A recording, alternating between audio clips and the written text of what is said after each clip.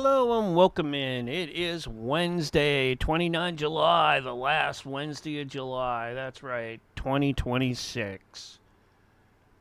Welcome in, welcome in. Hope everybody's had a great week. Doing good. Hanging out there. Getting set up here to bring the fellas in for Censorship Sucks here in a few minutes.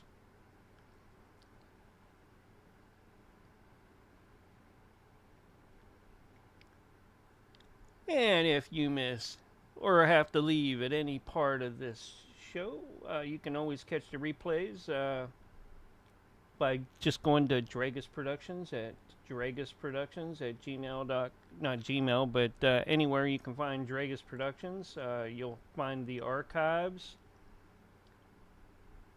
along with all the other great things that we have going on and other shows that I do. They'll be all broke down and all that.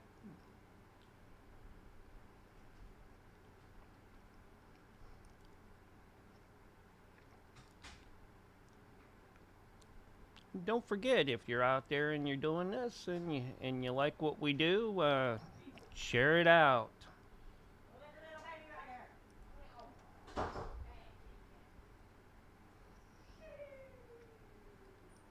Yeah.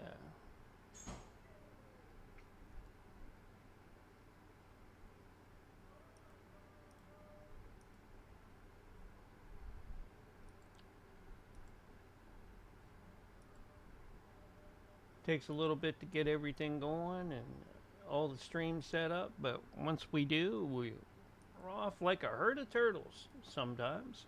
There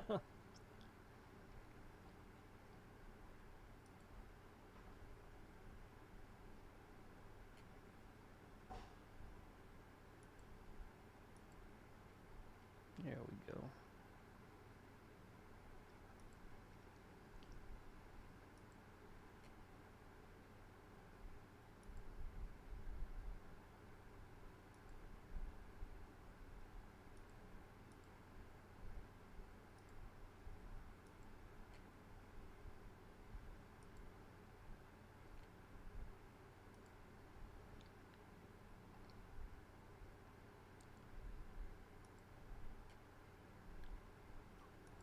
I'd like to thank everybody out there who is tuned in right now. And I should be getting John and Barry up, and maybe we'll have David Hogg from Minds.com in the chat for the pre-show.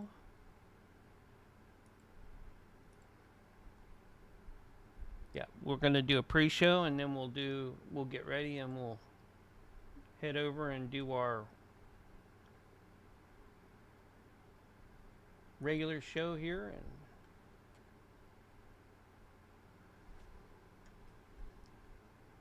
once we get everything going at the top of the hour,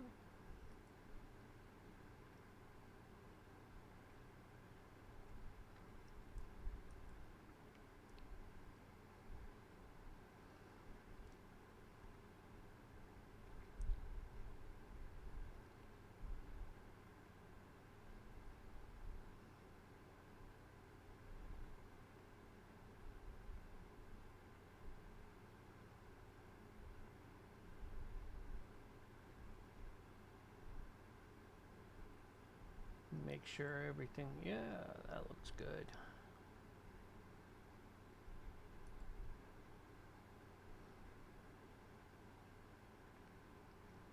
Let me drop John a call and start the pre-show off real soon.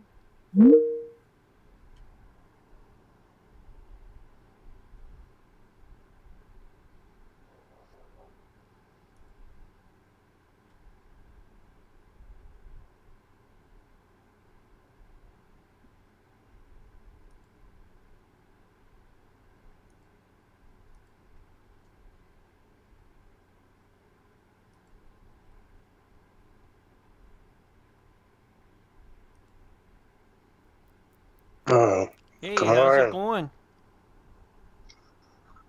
Oh, going all right, man. Oh, just took a nap.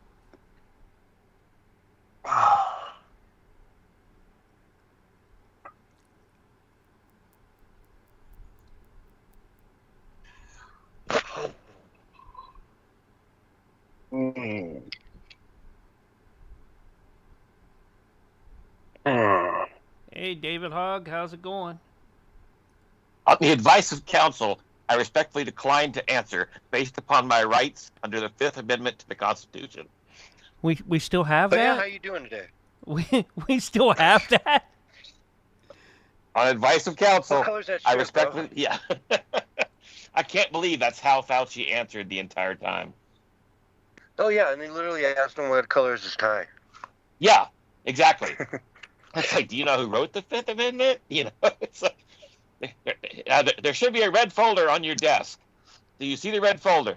Yeah. At least he didn't say like the guys with the UFOs and things like that. I can't tell you this right now unless we were in a skiff. There you go. You know, so I'm like, this goes above your pay grade. You know? Do you have? Yep. You can't handle the truth. Yeah, you can't handle the truth. You know, I'm like, I was waiting for that. You know, I'm like, oh, Yep. So he's got, you know, would that imply that he got the stuff from the aliens? Then? Yeah. Yeah, but anyways.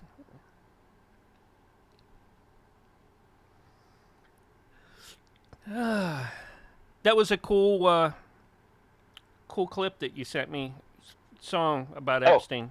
Thanks. Yeah, you're welcome. No problem. It's a cover of one of my own songs. Really? Yeah.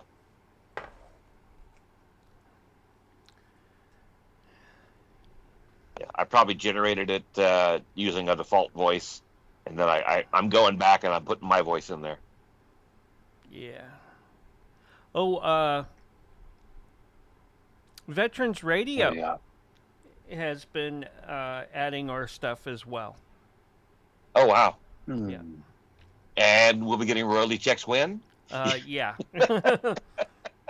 It's on his AI station. There you go.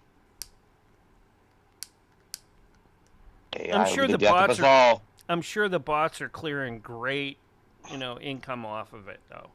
Yeah, exactly.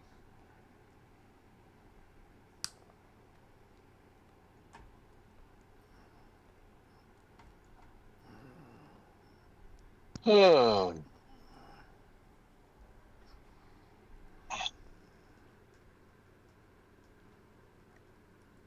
No Barry? Oh, it's early for him. Well, normally by now he's trying to hook his stuff up, but Yeah.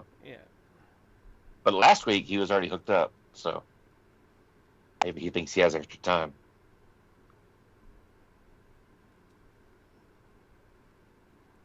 So what I would want to know is, what the hell makes those one or two eyebrow hairs grow like 6 times longer than the rest?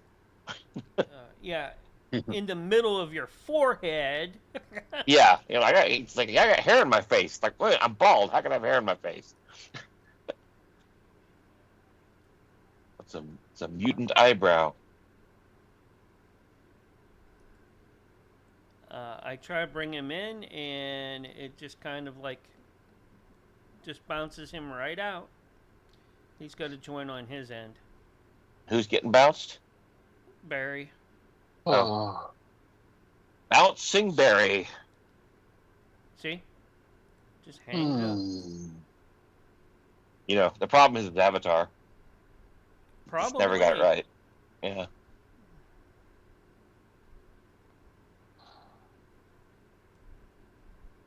That or he was arguing with an AI that, basically went in and messed things up for him. Like, I'll show him. Yeah, I'll show him.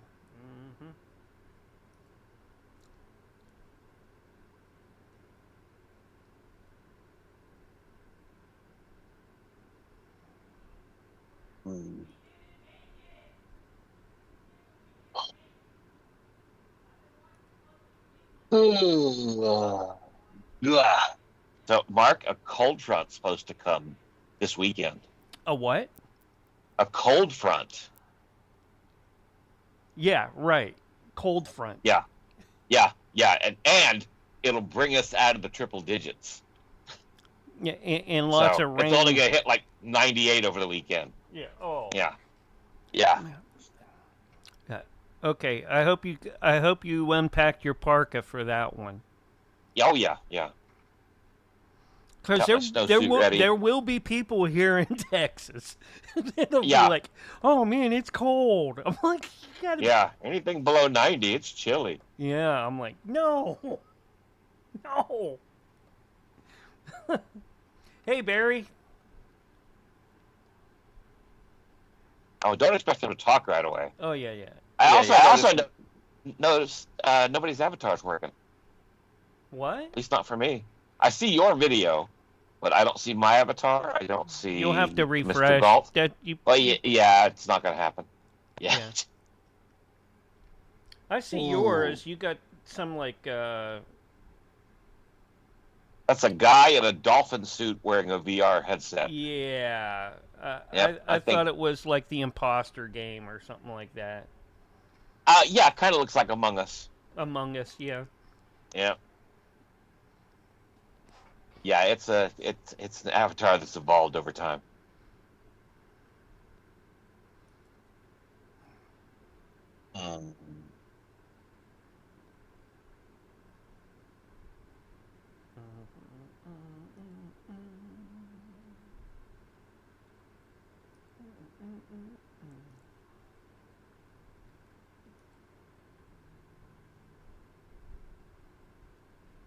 I guess Barry is frantically plugging things in and moving wires and cursing.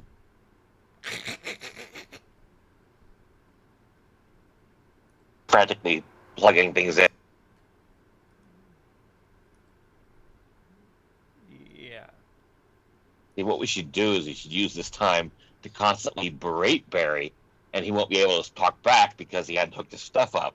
So he'll learn to hook it up quicker, just so he can chime in and defend himself. That ain't gonna happen. Come on now.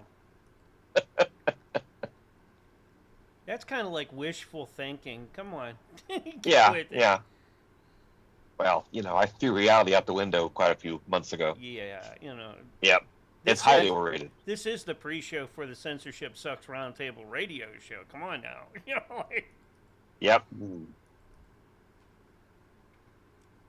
And CS is being quiet as hell. I don't know what the hell's going on with him. He hasn't got his cup of coffee yet. He needs more coffee. Oh, he just woke up. He just woke up. Okay. Yeah, I was taking a nap, and I actually woke up to the call. My alarm didn't even go off today. I don't know why it didn't go off. Wow. Let me check it here. Wednesday, 3:29 p.m. That's why. How did that go to 3 instead of 2? Inflation. That's what it was. Yep. It's inflation. That or you use a metric time. Oh.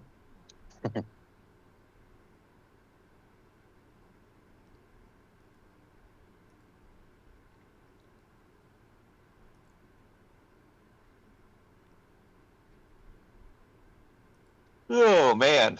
See, now I'm tired. See, yeah. The only thing that's supposed to be catchy around here is like the drops in the advertising. But, we don't do a lot of that. Nope. Which reminds me, the pre-show brought to you by Raid Shadow Legends. And ranch dressing. Flat Earth. And ranch dressing. Flat Earth. Willie's Cockroach Ranch Dressing. Made with all of the finest cockroach milk.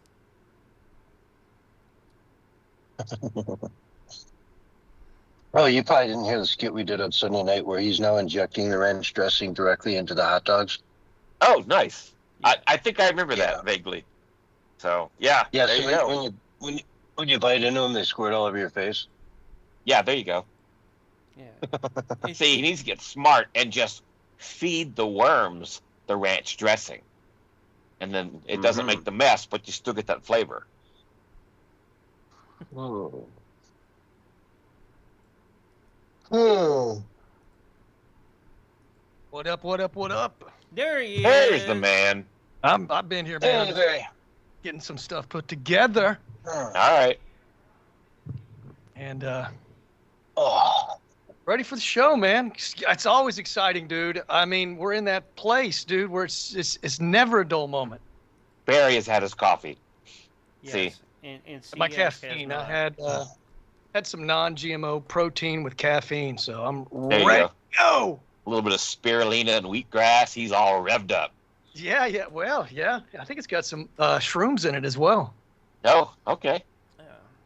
Not What the type of hallucinogenic, shrooms? not the hallucinogenic type, but you know. I was gonna say, dude, you're tripping. They don't. Yeah. Yeah. You need to stay away from those hallucinogenic types of mushrooms. Yeah. I think not Steve Jobs, but Elon Musk probably has some green powder with some shrooms. Okay. Well, all I know is we could actually feel a laser pointer touch our skin. So, yeah, things weren't good.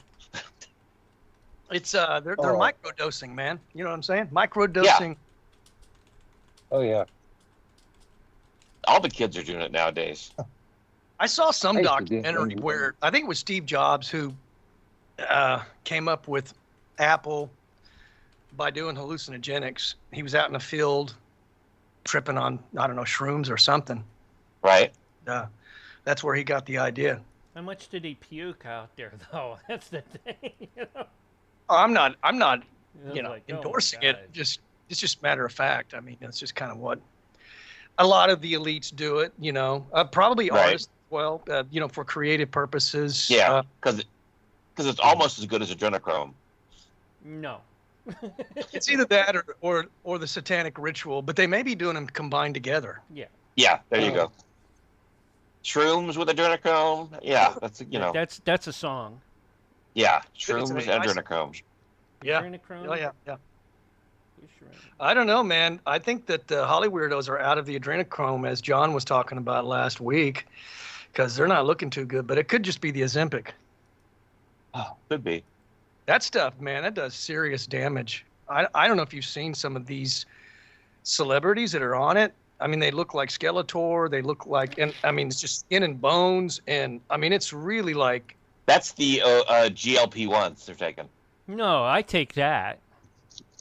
You take GLP-1? Yep. You're on the monster venom? Yeah.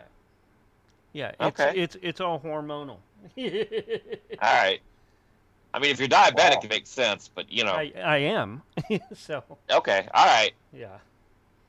Because you're not looking any thinner. Just let you know. Well, I since I started them, I've lost probably almost 60 pounds now. really? Yeah, well, you know, Jeez. the webcam, you know, at least puts 40 pounds on you. Mm-hmm. So, you know. Well, it's like Madonna said, you know, when you have that big giant telephoto lens, it makes her face look big. Yeah, right. Yeah. Okay. Remember that? Remember when she said that? Because she The looked, plastic surgery botch. Yeah. yeah, she looked like one of the Borgdorf twins before they passed away. Yeah. She was They're, like, they're dead? Both of them dead? yeah.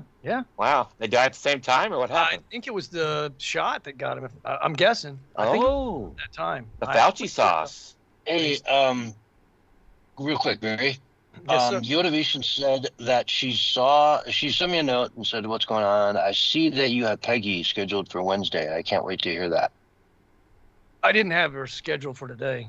I just told her we'd get back with her. Okay. Yeah. Okay. I told her I would talk to you, and that would probably be on the Wednesday show, and that we would get back Yeah. with her and say, you know, here's when we'd like to have you come on. Will that work? If not, when will work? So Okay. she just misunderstood. Well, let's shoot for the second Wednesday of of August. Okay. Let me If get you my, want to book her. yeah, let me get my calendar. Hold on. Okay. Because I got what's his name next week, Brent? What's his name, Brent? What's his name? Yeah. Brent. Yeah. Brent. I'm just waking up. I got that man. I'm just Emmer waking up. Slimmer guy.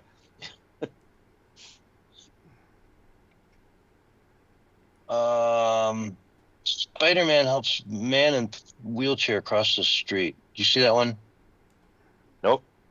Yeah, we Oh, went that's over funny. that on Sunday. Yep.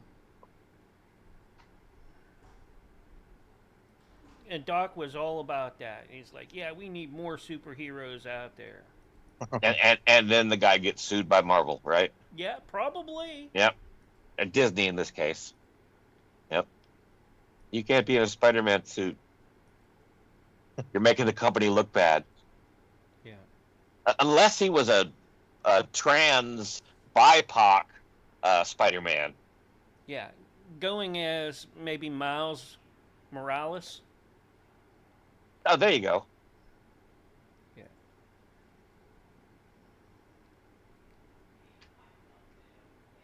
Okay, yeah, so that'll be the 12th, right? August the 12th. Sounds about right. Okay. Yes, Good. it's Next the 12th. If you're actually looking at a calendar, though, I will take your word for it. I looked at the calendar. It's 12th. Barry is right this time. Okay. So yeah, it'd be fun to have her on. She's a neat person, man. So Yeah. Hey, ask him where mine is. she I wrote didn't get book, one. too, so we could talk a little bit about the book as well. She wrote a book about her mom. Kind of, I mean, it's not like Oh, cool. super cheerful, but it's about her mom passing away, but the whole experience. And I've read like a good portion of it on her Minds page because she would put out a chapter at a time. And it's pretty moving, pretty inspiring, you know. But I mean, that could be a little bit of the topic as well. And we could, of course, address the what's it like to be the wife of the CEO of Minds, and just get some of her ideas on different things. Yeah. I want pictures of Bill Ottman in the tub. We'll cycle those into the when he was a little kid, you know. Yeah. Give him the mark. No. Will put them As in an rotation adult. forever. As an adult. Yeah. You know. that one of him naked on the bearskin rug, you know. That's the When's nice the thing last about time AI. Bill Ottman made a boom boom in his pants? That's right.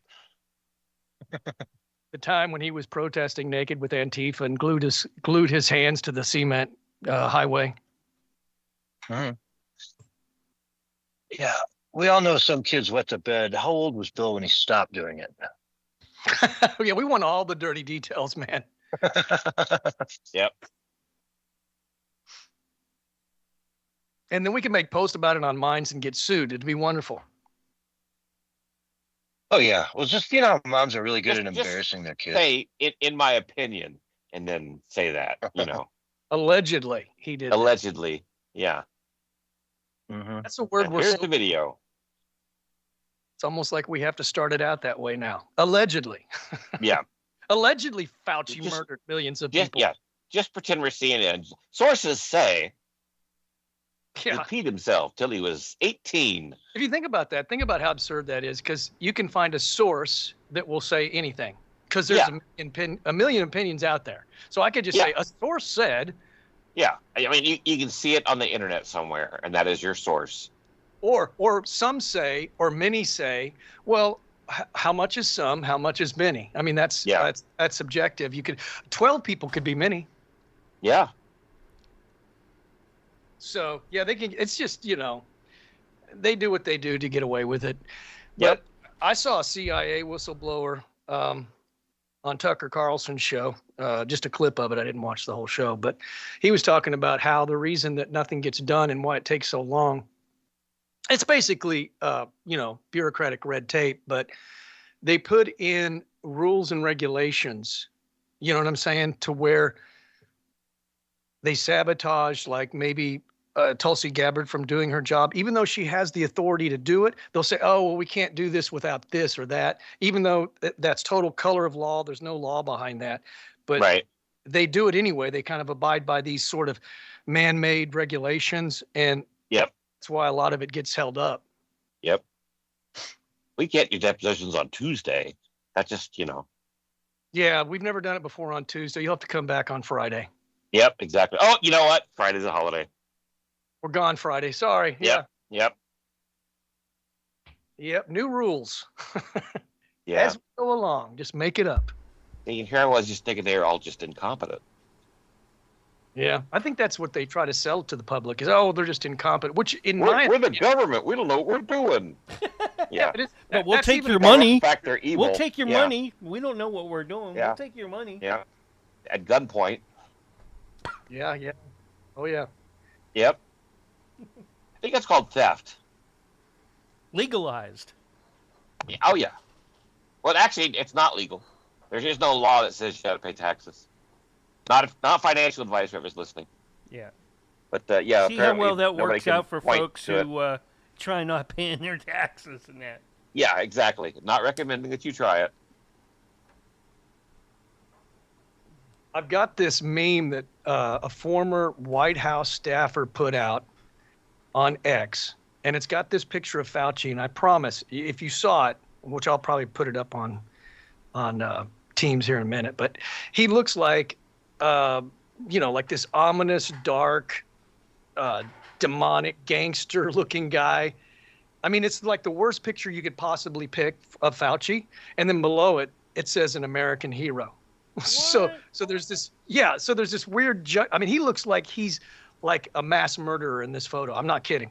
And They put an American hero. So I'm like, I was like, if you're trying to convince people with this meme that he's an American hero, you need to find a different picture because he looks like a psychopath in this picture. Yeah. Have you read the diary? Oh, the diary's awesome, man. I mean, I've got a few quotes lined up for the show. That's just, I mean, he is so into himself, dude. And we always talk about how the globalists and the elite, how they're so enamored with themselves and how they love themselves and they're so narcissistic. And then I rewatched that video with him and Julia Roberts. Did you ever see that? She was just fawning over him and treating him like he was some kind of a rock god or something. It was just bizarre. Yep. Hey, he was the science. He loves himself, I think, more than anybody, really. I mean, I've never seen someone so narcissistic in my life. And he loved the bottle. Yeah, Go ahead. Oh, he's pretty bad. That's all. Yeah, I'm gonna save the quotes though. They're just too good. I mean, think about it. He's literally writing down all of this stuff. It's for like 1,100 plus pages of him just, ranting about it, how great he is and how disappointed he is when he got booed and just all kinds of I don't even think anybody's gone through all of it yet, but I would like to see more. Let's just put it that way. Just to let you know, John down in Australia says it's -4 Celsius down there. What? Yeah. What is that? That's Australia. That's below freezing. Nothing, dude. Yeah. Yeah, it's nothing. It's like 27 or something. But it's below middle of freezing winter in Australia, so. Well, 0 is freezing. Right. 0 is 32 degrees. So. Okay. Mm-hmm. Yeah, 25. I don't know. Yeah, must be. I Yeah, mean, for it's northerners, it's cold in pretty Australia, cold. but- He's like.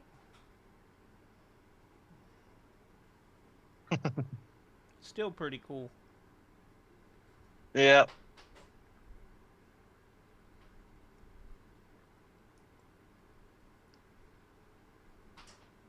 How's everybody's week been, man? Been good or bad or? Been pretty good Yeah, here good. so far. Barry, on the advice of counsel, I respectfully decline to answer based upon my rights under the Fifth Amendment of the Constitution. I know. Don't even get started. It's 100. I think he did it over 111 times. Yeah. It's insane. After being told that he didn't have privilege. Yeah. Exactly. He still did it. So I wonder what's going to happen, other than a sternly worded letter. Well, no, they're working to Hold him in contempt. Yeah, contempt. They have to vote on it, but Well, he has immunity, like you said. I mean, there's no reason he can't answer questions. He has immunity. Yep. He doesn't have a Fifth Amendment right, though. Is what the point is, and so he can't be the Fifth. But although, which we can talk about this on the show, he might actually have his Fifth Amendment right because the pardons are up for grabs still. The auto pen is and so I think that's why his attorney, one of the reasons why his attorney told him to plead the Fifth, because he may absolutely not be protected in that way. Right. And one of his attorneys got thrown out. You see that? Yeah. Just throwing out He on had his, plenty more behind him, but you know. throwing yeah. out on his can, man. It's just Yep. Well, he couldn't keep his mouth shut. but he couldn't even answer what color the carpet was. He couldn't answer anything. and he thought he was so clever with it. You know, he was laughing and man. At least he didn't do the little Peter Struck shimmy with that little snake smile. Mm. You know, every time he wouldn't answer stuff. Yeah, that dude was.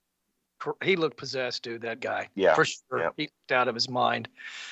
I don't even know what to say about that. Peter Struck. Wow. Yep. Once again, another time when they promised us justice and we got nothing. I think I saw a little bit of his hands shaking today, Fauci. But a lot of these people like Fauci that are completely desensitized. I mean, completely, right? Because I mean, you know, so they can be stuck through almost anything, man. You know what I'm saying? That's when you're responsible for all those COVID deaths, you know, just getting a little grilling on, you know, on the Hill, that doesn't mean anything. Nothing to him. I don't think he. Allegedly. Yeah, allegedly, of course. Allegedly. Allegedly, millions of people died because of him. Yeah, exactly. But yeah, I think if he is a psycho mass killer, he's one of the cold-blooded types that doesn't feel anything, and he could lie to you and not blink, not shake. Oh yeah. I guarantee. I mean, he already wiped out everybody with AIDS. Remember that? What's that? That was Fauci. Yeah, I mean, and he went and lied for all those years in front of everyone. It's now plain as day he did that, you know? Yep. But I see we're going to switch rooms here in a second. So, David, man, good seeing you. Yeah. No problem, man. As always. You going to do the show with us tonight? No. Oh, I had a hard enough time just doing the Fauci sentence. So, yep. Speaking of, Barry, when I introduce you, I'm going to ask you how you're doing. I want you to take the fifth, okay? That sounds good. We'll do that. Too bad Willie's not on. He'd drink the fifth. All right. Y'all have a good show. I can pull up the exact script and just read it exactly as he read it. Let me get that. That's what I did. Yeah, do it. I asked Grok and it told me. All right. I'll see y'all later. All right, man. Peace out. All right, man. Peace.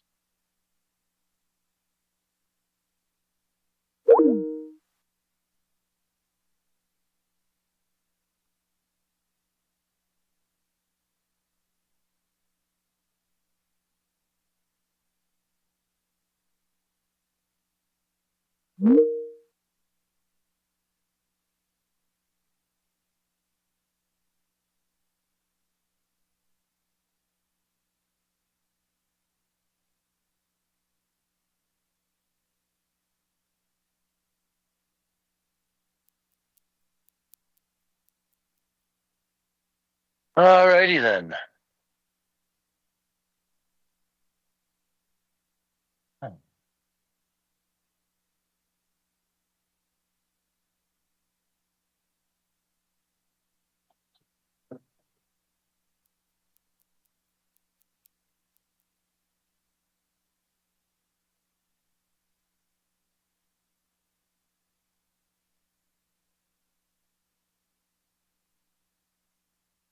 Okay.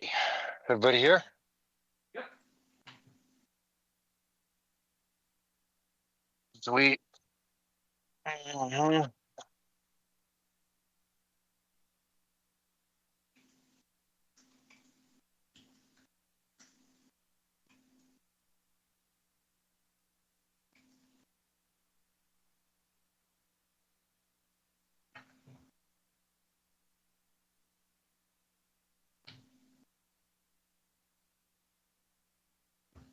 On the advice of counsel, I respectfully invoke my rights. Got it. That's the one.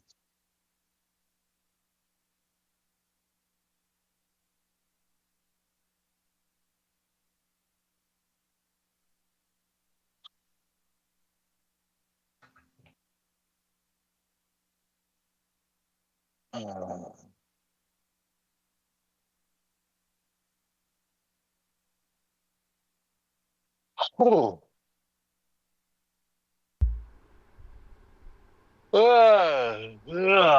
hopefully getting on the air will wake me up a tad. I was tired this afternoon. I went out like a rock.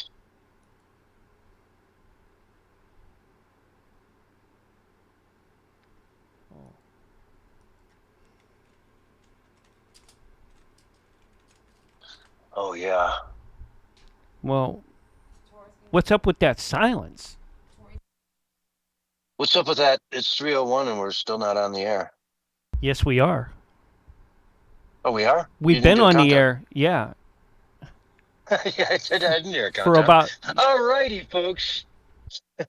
Welcome to the Censorship Sucks Roundtable Radio Show. I think our producer was muted or something. I did not hear a countdown there. But we are live on the air tonight. I've got with me my good buddy, Bullhorn Barry. What's going on, Barry? On the advice of counsel, I respectfully invoke my rights under the Fifth Amendment, and I declare to answer that question. Okay. What color is your shirt? On the advice of counsel, I respectfully invoke my rights under the Fifth Amendment and decline to answer that question. Yeah. Is that how tonight's show is going to go then? You're just going to take the fifth on every question I ask you? On the advice of counsel, I respectfully invoke my rights under the Fifth Amendment and decline to answer that question. Okay, well, you're showing us that what Dr. Fauci did today was not that easy. He invoked the Fifth Amendment, 115 times or something? Yep. I'm back to answering. We're good. We're good to go. Something okay, happened. You're good. A Fauci glitch. It was strange. Totally took me over. Yeah. Well, this whole thing started, I mean, this meeting with Fauci was scheduled for today, but earlier this week, they dropped his diary. He had apparently been keeping a diary through the whole COVID thing, right from the get-go all the way through to the end, and he spilled the beans in that diary like 1,000 different times in 1,000 different ways.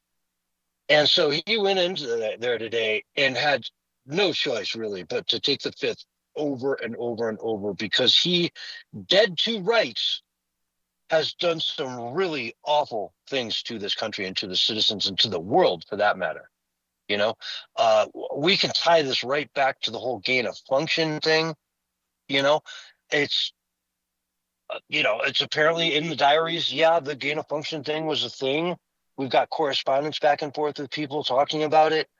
It goes on and on and on, folks. Anything you suspected about him, if you were listening to the show, all the stuff we reported on about what a scam all this was in his diaries. He was going out there and lying to the American people, allegedly, for years now.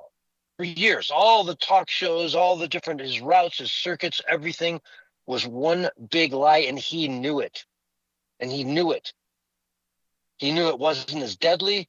He knew that he claimed it was. He knew that it came from a laboratory and that it had, gain of function attributes built into it that we covered. Gosh, I mean, I want to say January of, was it 21 or 2000?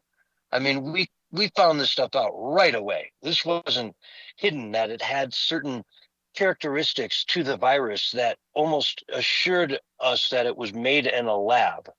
We reported on it in January before all the lockdowns and everything really went into place. And yet he continued to lie about it. Now, Barry, I know you've got some quotes from him that you pulled out and you wanted to read. So let's dive into some of those, because they really do. They're damning for him. And it's no wonder he had to take the fifth today. Well, I was just focusing in on some of the narcissistic stuff that the guy was saying. He's definitely enamored with himself, loves himself, can't get enough of himself, But that's kind of typical of these elitists like we've talked about. They're extreme narcissists, right? Here's one of his quotes from his diary. Fauci madness continues with multiple articles and every sort of paraphernalia and restaurant foods named after me. Remember the bobblehead? You got that bobblehead? I bet you he bought. Oh, yeah. I bet he bought 20 of those things and has them just lined up on some display in his house. There was another one that said, "I am being treated like a rock star. It is surreal, but also incredibly validating. Without me, this response would have been chaotic. I am the only thing holding the science together." And it just goes Remember on. when he told us he was the science? Yeah. I mean, talk about extreme narcissism. He is the science. He is all science. Mm-hmm. It also came out that he had a pretty bad pulmonary incident a few months after he took well, we don't want to call it a vaccine now, do we? The gene altering shot, the gene altering experiment that he took caused him serious repercussions. And he hid that from the U.S. people. He hid that from public, went into hiding around it. A known side effect of the COVID jab. Known side effect. So that is pretty horrific that he would hold that back. And it's also shocking to me that he actually took the real jab then. I'm trying to think who I heard it from that I believe it was a doctor that maybe Dr. Drew, but don't quote me on that, who was talking about how, it's a well-known side effect and he withheld that from the public. And I mean, because it's safe, right? It's safe. It's effective. It's guaranteed to keep you from getting the COVID and spreading the COVID, all lies that have now been thoroughly debunked. Yeah. I got a quote from him here. It says, quote, "It now appears using EPI data and genomic data that the first infection was in early December and it was not connected to the market." He wrote that in his notes January 26, 2020. Shocking. To put it in perspective, folks, early on. Shocking. Fauci's February 1, 2020 personal notes recount the phone call that eventually produced the proximal origin data, which concluded natural origin was the only credible explanation for COVID emergence. So, a week later, boom, he goes out in public and says, they came out of a bat in Wuhan. And Wuhan doesn't have bats native to that area.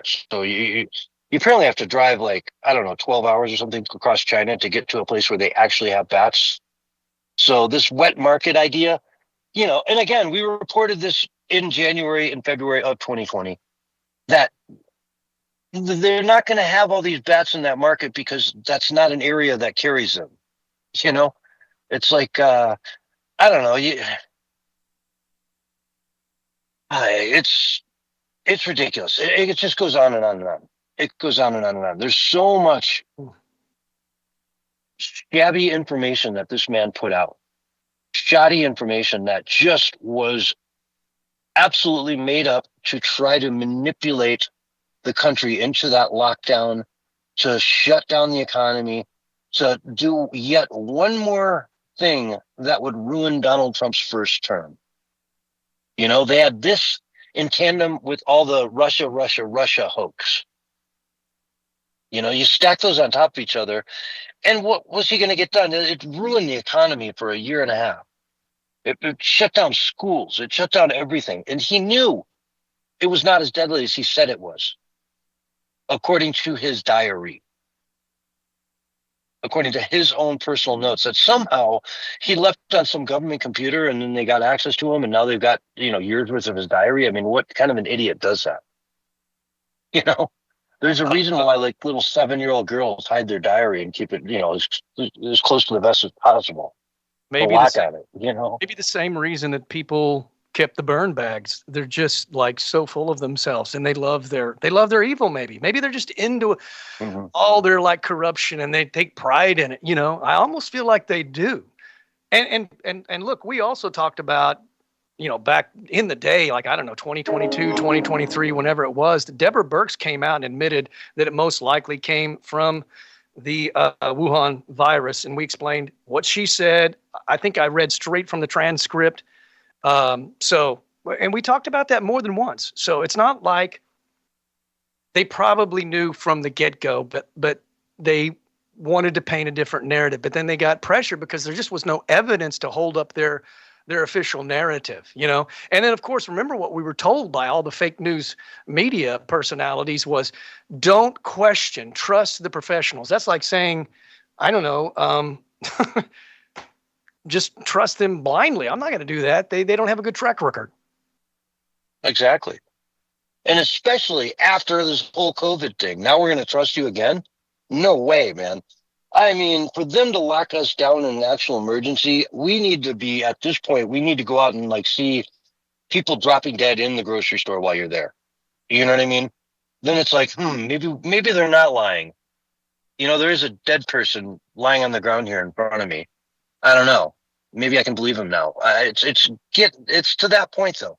The trust that he destroyed in our federal government, in the health service system, it's next to none. No person in the history of the world has damaged the reputation of the health industry as much as Anthony Fauci. Yeah. It's not even close. Not even close. Then you have RFK Jr. coming in trying to clean it up and get it to where it's respectable. You know what I'm saying? And that there's checks and balances and stuff. And all of a sudden he's a wild conspiracy theorist. But I don't think that particular narrative is working anymore, especially as more and more damning evidence comes out about everything, man. I mean, look, this is a season of great disclosure, man, and we're just getting started. We're still in the drip, drip, drip phase. Just wait till it starts to become a steady flow. It's getting ready. Yeah. And that's why I said at the very beginning of 2026, when I gave my 2026 forecast, I said, hey, man, this is going to be a year of rapid change. And I've never said anything even remotely close to that in any of my forecasts that I've been giving for like 7 or 8 years. So we're experiencing massive rapid change. And I think 2026 is going to be a little bit more wild, the second half more wild than the first half. Wow. Get ready, folks, get ready. And with the election coming up in November, it's sort of that sweet spot in dropping a lot of this information, before the elections come up, so they can really see just how evil the deep state is, just how corrupt it is, just how bad it is out there, folks. We are at a turning point in this country, and I'm not seeing much reason to be concerned about the midterms elections as far as the Democrat socialists taking control of the House and the Senate. You know what I mean?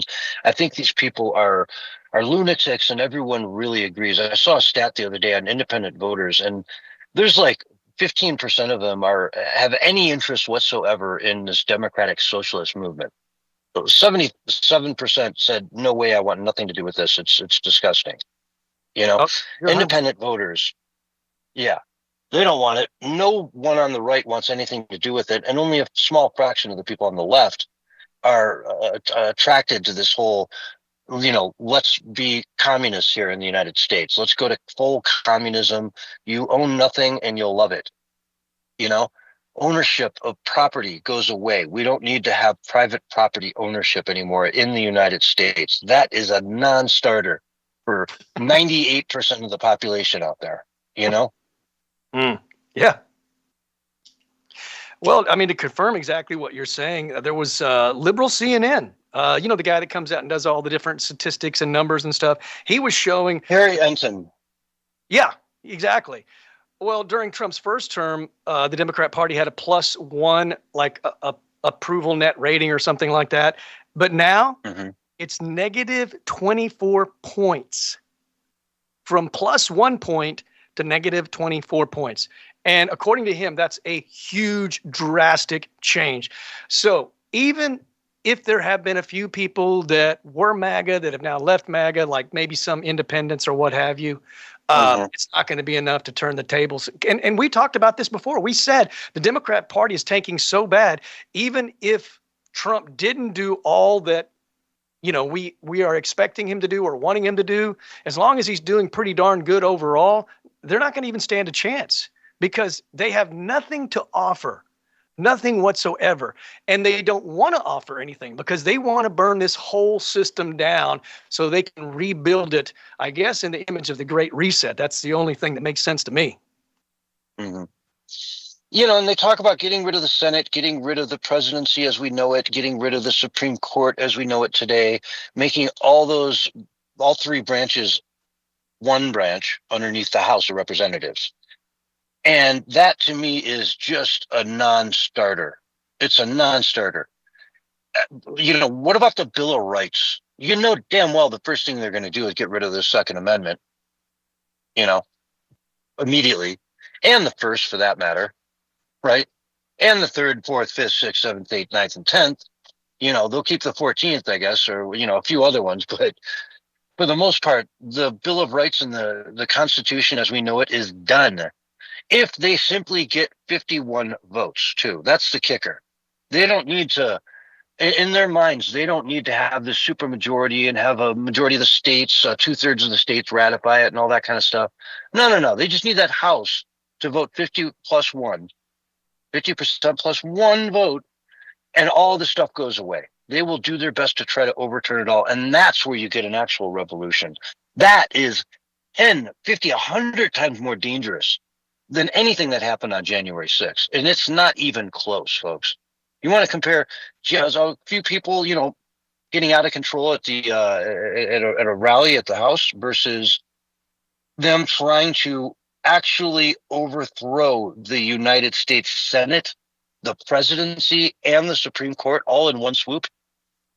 Right? And then you know what, Barry, so much turmoil. It'll be such a tumultuous period that we just can't have elections until things calm down, right? So it'll be a good 10 years until we get our first election. Look at England right now, right? They're talking about 2029 having their next vote when they're going through prime ministers every week, it seems, Yeah. Wow. I mean, so much is happening, dude. It's really an exhilarating and an exciting time, but also a dangerous time. But look, I know you probably already know about this, but there was a senior DEA official under the Obama administration that was indicted for, I'm trying to think exactly what it was. He conspired to assist the CJNG with one of the most notorious Mexican cartels that is responsible for countless deaths through violence and drug trafficking in the United States and Mexico. So we're still getting plenty of investigations, plenty of arrests. What's the guy's name that you said, John something? When he says it, it's getting ready to happen. Well, he's been talking about Solomon. Yeah, John Solomon. He's been talking about this for a while, that the arrests, indictments, and convictions are coming because there's plenty of investigations. I think there's sealed indictments as well. So this is nowhere near really even kicked off yet. It's just getting started. So, man, from here on out, roller coaster ride. Yeah. And that's one thing. I mean, if Trump does lose, say, the House or the Senate, you're going to call him a lame duck and all that. But at the same time, that lame duck has got nothing better to do at that point than just start releasing everything.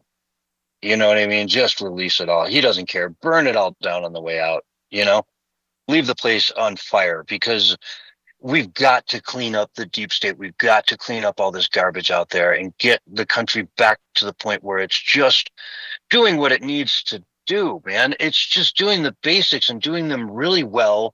And all this other garbage that puts us $40 trillion in debt, we can put that to the wayside for a little while and maybe, realize that the people that have been running this place have run it into the ground, into such a failed state that our government really truly is ready to be broken down and rebuilt because heck, we're facing bankruptcy anyway. That's what, pretty much took down the Soviets. It was, they went broke, they were done. They had nothing left. And we're approaching it, folks. We're approaching it here in the United States if we don't act serious about the problems that we have and really put people in place. And I'm not saying Trump is one of them, but put people in place that know how to run the government and how to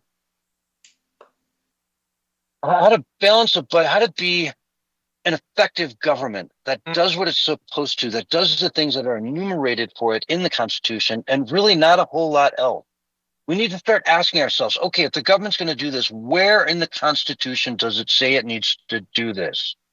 And if you can point to it and it's black and white, the government shall do X, Y, Z, then we will go do X, Y, Z. But if it's not in there, why are we doing it? Why is the federal government pissing money away on all this crap that's not in the Constitution?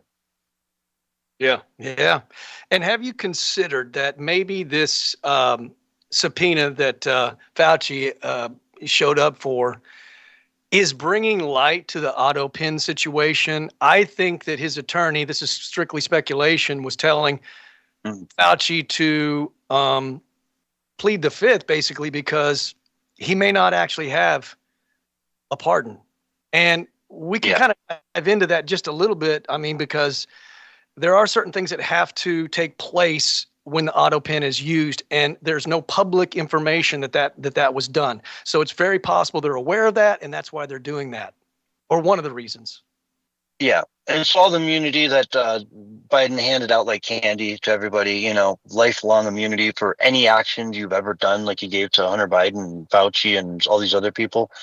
Yeah, maybe that's not legitimate. Also, there's another aspect to why he did that today, Barry, which is the fact that if he lied under oath today, it's after the pardon, the blanket pardon, right? So the blanket pardon covered all the actions he did up to that point. So if he goes in there and lies about something today, then that's not covered under the immunity that Biden gave him, which, you know.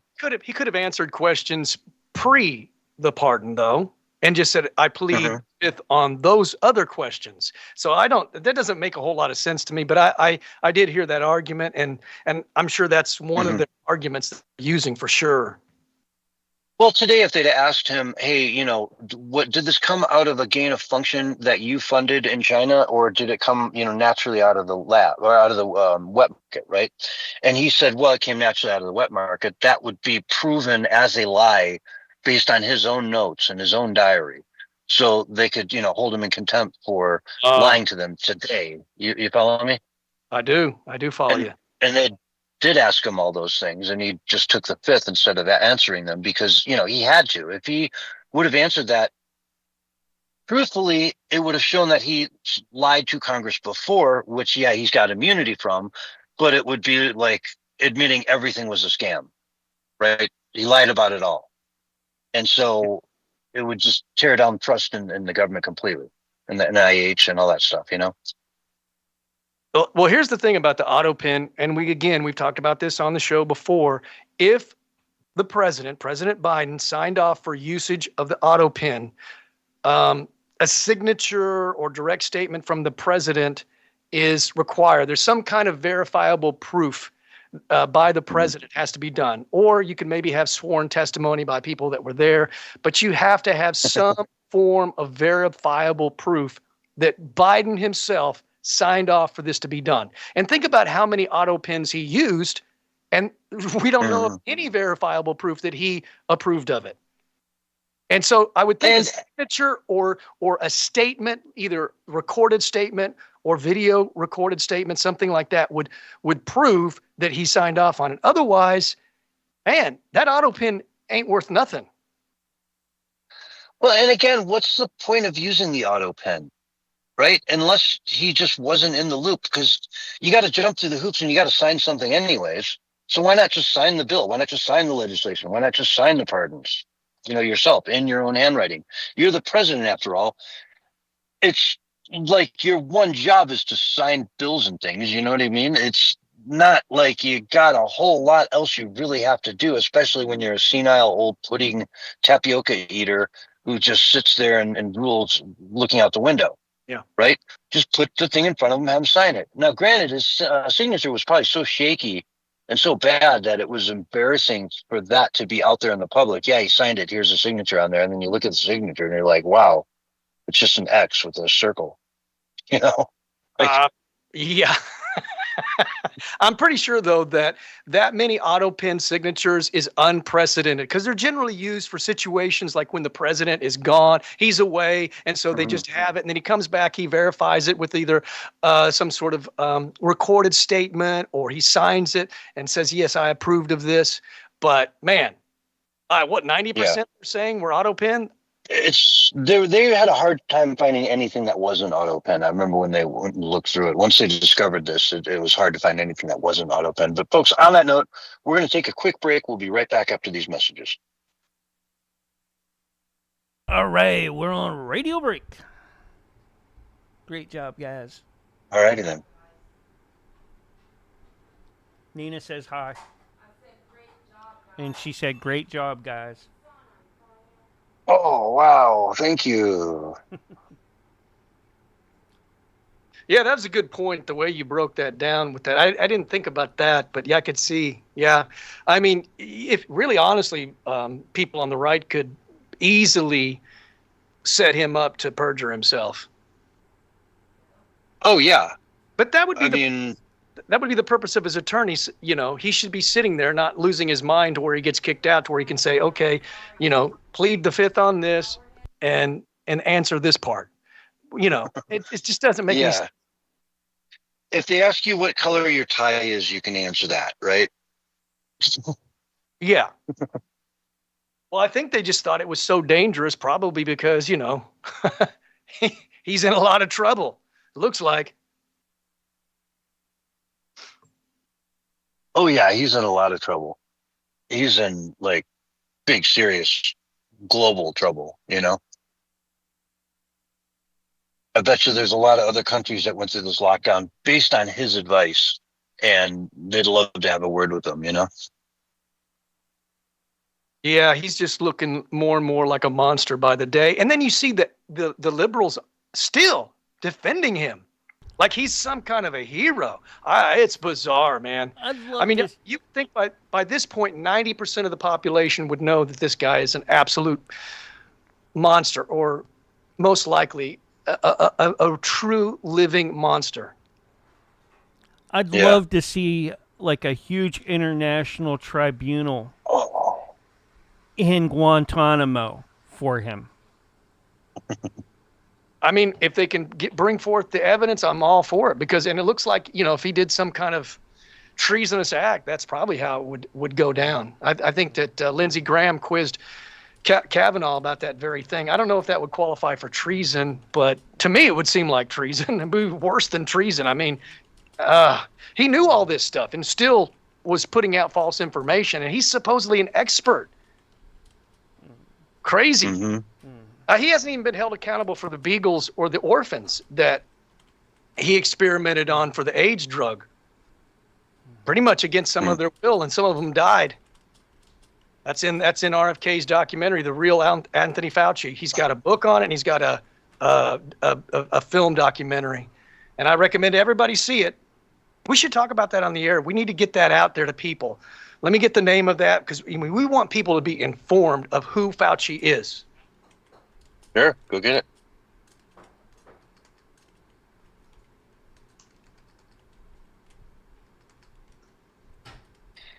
Yeah, I'm down to talk about all that stuff, man. That's why we're here. Get the word out. Let people know what the hell is going on with their actual government. You know, how corrupt and just... Are you okay?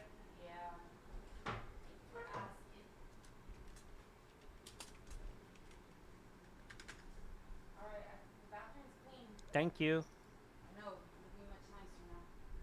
Yeah. Oh, check this out, man. I love the title. It's one of those like grab you titles, you know. The Real Anthony Fauci, Bill Gates, Big Pharma, and the global war on democracy and public health. I'll be back to shower. Yeah, that still takes me off watching Bill Gates. You know, I mean, like that guy. Who asked you, dude? Who asked you? Right, go buy Hawaiian Island and just live on it. And, like, nobody asked you for any of this crap. We don't want to dim the sun, bro. Exactly. He's a nut job, man. And it's kind of like what we've talked about. A lot of these people that have gone to the extreme dark side, they look like freaking reptilian. Less than 30 seconds, guys. Demons or something, man. Like Fauci, he looks very dark and sinister, dude. He does not look trustworthy at all. But when he started out, he looked fine. He looked normal. There's like transformation happens when you go that far dark. Yeah. All right. Can you hear me for this countdown? Yes. 5, 4, 3, 2, 1, and you're back live and on the radio side right now. Hello, everyone, and welcome back to 2-hour one of the Censorship Sucks Roundtable Radio Show, Wednesday night edition for July 29th, 2026. Man, it'll be August here in a couple of days. That blows me away. I'm like watching the summer just plow past us, man. It's brutal. Slow down. They say when you get older, time just passes quicker, and I'm seeing it, man. It's a thing, you know? Yeah. A lot of people of all ages are saying that, actually. Yeah. It's kind of a thing. The older you get, the faster it goes by, and boy, the less you can do about it. Just savor each But moment. you wanted to plug Dr. Kennedy's book or his documentary. Yes, RFK Jr. Did a book and also a film documentary, and it's titled The Real Anthony Fauci. You can just find it by that, but it's actually a little longer than that. The Real Anthony Fauci, Bill Gates, Big Pharma, and the Global War on Democracy and Public Health. And that dissects some of the stuff that Fauci did before he, was working with Trump with the COVID thing. This was long before that. The Beagle story, the AIDS story, where doing experiments with orphan children. Many of them against their will, they were saying they didn't want to do the test anymore because they were having all kinds of bizarre reactions and so forth. At least that's how I recall it. And it's my understanding, if my recollection is correct, some of those children even died. So he's an absolute monster in the eyes of many. And he tortured those beagles as well. And people focus in on the beagles thing. But what he did to children, mostly black children, so he's a racist probably too, is even more sinister and evil. But I think the reason people ignore that is because it's just too brutal of a truth for them to even deal with. I mean, it's so evil. Yeah, that is horrible. And, to tie Bill Gates into all this stuff too, that guy is a lunatic. I mean, he's a dangerous psychopath. To want to inject this gene modification experiments, right? These gene modification experiments, which is exactly what it is. It's not a vaccine. It is a gene modification experiment, and he wants to inject it into your vegetables. He wants you to have, everybody has to eat this stuff. When you eat a healthy salad, boom, you're getting the gene modification experiment in your food supply. It's insane. It's lunacy beyond madness. It is a psychopathy that you can't even describe in a horror film, because everyone would say, wow, that's too unrealistic. You know what I mean? If you're going to write a fictional book, you got to make it at least somewhat realistic. And this whole gene modification thing in your food is just too unrealistic. But that's Bill Gates for you. He wanted to dim the sun. Remember that story, Barry? Dim the sun. Never forget it. Yeah, he's a nut job, man. I mean, we didn't hire him for anything. He's not qualified for anything that I know of. And yet he has a platform. And the left is always saying this about, some of the people that Trump has put into office. This person's not qualified. But yet Bill Gates goes around acting like he's the king of all decision making. He even said on, I believe it was Jimmy Fallon's show, that, basically the humans aren't going to be needed anymore. And it freaked Jimmy out. So he said, well, we'll decide whether or not that's the case. And he's so narcissistic, he thinks he gets to make that decision, not we the people. Mm-hmm. Yeah, I was I play this game every now and then in my side time called Timberborn, right? You run a beaver colony, right? And you can make robots. You can make little beaver robots at some point. When you get to that point in the civilization, you can make robots, and they go out and do all the dangerous work. They do the hard, and eventually you get it down where you go from having like 400 beavers down to having like 50 and like 500 robots running around there. And the population of the living beavers dwindles down to nothing, because you just don't need them anymore. You have robots doing everything. And then the few that you have left sort of just lounge around all day and hang out. Right. And it's so reminiscent of what I think they're trying to do to the human race. Let's get these humanoid robots out there doing all the work. And then we can, talk about having, instead of 7 billion people on the world, maybe we get it down to 700 million or some quote unquote reasonable number, according to the unreasonable psychopaths who, think that's a reasonable number. When the real question is, why can't we have 10 billion? If they told us, hey, we want to cap the population of Earth at 15 billion, I wouldn't have a problem with it in the same way that I do when they throw out a number that is 10% of the population that actually lives on the planet today. You follow me? If we said, hey, going forward, we're just not going to grow after 15 billion people. We're just going to, cap the population there. And you're all going to live great lives because we're going to have all these automated robots going around doing all your work for you. And you're really won't need to do much on a day-to-day basis to just kind of get by. Most people would think that that's, an interesting option. And yeah, we'll all grow. We don't have to have some massive, wave of death across the planet to bring the population down to some arbitrary number that somebody pulled out of a hat that just happens to, be on the Georgia Guidestones that, tells us that the Earth can only support 500 million people. So 7 billion too many, 90% of everyone has to die and not be replaced, not have children, just die and go away. That is psychopathic to me. Well, yeah. If you frame it in such a way, too, right? Not to interrupt you, I just want to interject that some of them want the post-human world. Eventually, they see that being the inevitable goal. Yeah, and then you're getting into literally like Skynet. If you're talking about a post-human world, then what's the point of Earth if there's no humans on it, right? What's the point of this place if people can't live here and enjoy it? If little kids can't grow up and play outside in the grass and have the sunshine and come in with a sunburn and all the things that make life enjoyable. That hot dog on the 4th of July right off the grill, the best hot dog you have in your life every year, boom, guaranteed. Things like that just make life worth living. If you're going to get rid of humans, what's the point of it all? Mm-hmm. What's the point of this place? It's just a cold, empty nothing if we don't have humans here. Well, there's no doubt that in my humble opinion, many of these globalists, they see humanity as a plague and a virus on planet Earth. That's not hidden from many of these people. And like you said, they want to reduce the population immensely. There was that Indian guru at one of the WEF or Davos meetings, and he was like, they want more souls, we want less souls. And that pretty much explains it. They don't want souls on planet Earth. They want less souls. Well, you can't really do that in any significant way without going to the dark side.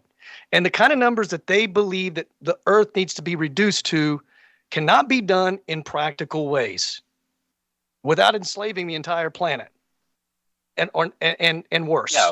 Or mass sterilization. If you can sterilize 95% of the population, then in a generation, everybody dies, no one has kids, and you're left with, some sort of utopia, I guess, after everyone dies off and everything goes to crap because there's not enough people out there to maintain everything.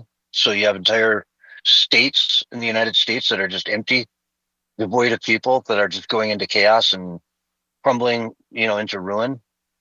Roads gone, everything gone. Doesn't seem like much of a life, even for the people left who get to live that privileged, 1% that get to survive and, be part of the new world order. It's gross. And I mean, we may sound like we're going off the limb, but what was COVID all about in the first place, right? It was almost a dry run for something like this that can come along and eliminate most of us. I mean, if they had done this thing right, this whole gain of function thing correctly, it would have killed way, way, way more people than it did. It just lost its it lost its potency in the rapid transmission it did around the world. The first round of COVID in China was horrifying. People dropping dead in the streets, literally. They had trucks going around, picking dead bodies off the sidewalks in China. And then everyone was freaking out about that. It was horrifying what I saw coming out of China, those videos back then. And folks, anyway, look it up. It's videos out of China related to COVID in about, I would say, November of 2019, in October, right in that period. It was horrifying. And yet when it came over here, thank God, it just wasn't anywhere near as deadly as it was in the first sort of couple iterations that it ran through in China. And thank God, it really, we dodged a massive bullet there. They clearly want to do this and they're not afraid. I mean, if you're one of these globalists that really truly thinks we're killing the earth by having 7 billion people on here and humanity will go extinct if you don't, decrease its population by 90%, then it's sort of like the same mentality that thinks, Donald Trump is literally Hitler. And so I can cheat on the election to stop literally Hitler from becoming the next president. Same kind of mentality. It's frightening stuff. Yeah. You know, is that evil? Is that evil if you're saving the planet by killing 90% of the population? Is that an evil thing to do, or is that just a wise thing to do because, you know, you're saving the planet in the long run? Greta Thunberg will look up to you if she survives. I think that evil's been around for a long time, and the goals are always the same, some form of world domination. It usually gets stopped, and they really haven't had the ability to do it because they didn't have this sort of technological advancements that we have today. But once this grid is set up with AI, if a tyrant, a group of tyrants, I should say, because that's probably what it would take from many nations, they could enslave the whole world, no problem with AI. And I just wanted to bounce back, give a couple bullet points on the Fauci documentary and his book. There's a chapter in his book called Dr. Fauci, Mr. Hyde, NIAID's barbaric and illegal experiments on children. Some of the chapter draws on the BBC documentary Guinea Pig Kids. He funded clinical trials, according to the documentary in the book, of experimental HIV/AIDS drugs on HIV-positive foster children during the late 1980s all the way through to the early 2000s. Many of these children were in state custody, so they're the most vulnerable. Their parents had died of AIDS, and they were unable to care for them. So they're injecting these kids that lost their parents from AIDS with experimental drugs that they have no idea what could possibly happen. And the trials took place at facilities including the Incarnation Children's Center in New York City and other institutions in several states. AZT was one of the drugs that was discussed. So also he attributes, that some of these children died from these experiments. So we're talking about barbarism, but you do realize that Bill Gates has the same kind of accusations against him when you had all those priests that came for. So that's a different story. There's so much evil. I get the stories mixed up. But this particular one was with Bill Gates doing experimental vaccines, and they were foster children or something like that as well. And of course, they kicked him out because I think some of them either got injured and died. Maybe it was India. You can look it up. You'll probably have to search on Brave because Google probably has memory hold it because they don't want you to know about it. But if you search DuckDuckGo or somewhere like that, you'll probably find it. But this is the kind of stuff, that happens, and then they get kicked out of nations and say, Bill Gates, you can't ever come back here again because, you put, maybe not you, but the vaccine that you were promoting had a sterilant in it, and women were becoming sterilized and having miscarriages and stuff. I think one time, there was one instance where there were Catholic priests that discovered it. They actually tested the vials, and this horrible thing was in it that shouldn't be in it. Of course, they would, say, well, we didn't put it in there. We don't know how that got in there. Probably is what they would say. But this is the kind of stuff that we're up against, is crazy, evil people that have no respect for the sanctity of life. No respect. Yeah. I mean, dim the sun. He wants to dim the sun and just go out and do it. He doesn't think it necessarily needs to go through Congress or be approved by the government. It's just we're just going to do it, Why not? It's good for the country if we dim the sun. You're a lunatic, bro. Lunatic. America's hot, man. It just gets hot in the summer. It does it every single year. And suddenly it's all headlines about the end of the world. And it's just hot outside. It's called summer, right? It gets cold as hell in the winter, too, man. Get used to it, right? Even down in Texas and Oklahoma, where you're at, you get snow. You get really cold for a good part of the winter, and real hot for a good part of the summer. It's why we need air conditioning and why we need central heating. Everyone in Europe tends to look at us like we're so soft. We need to have air conditioning in summer. But yeah, when it's 110 degrees outside, you need air conditioning, or you die. That's why some 20,000 people died during that last heat wave in France. Huge numbers. And yet, we don't need the air conditioning. It's okay. You just get a wet towel, put it around the neck. You'll be all right. Yeah. I mean, just all the catastrophic things that would happen from global dimming. You need the sun for various reasons, And yeah, Dimming it even by 20% would be catastrophic. Yeah, it's called photosynthesis, you know? It's called your food supply needs the sun. You know, you can't just dim the sun. You need to grow corn and crops and soybeans and all the things that, you know, rely on photosynthesis to create food that we then eat. You know, it's not rocket science, dude. You don't mess with these types of systems. You just don't do it.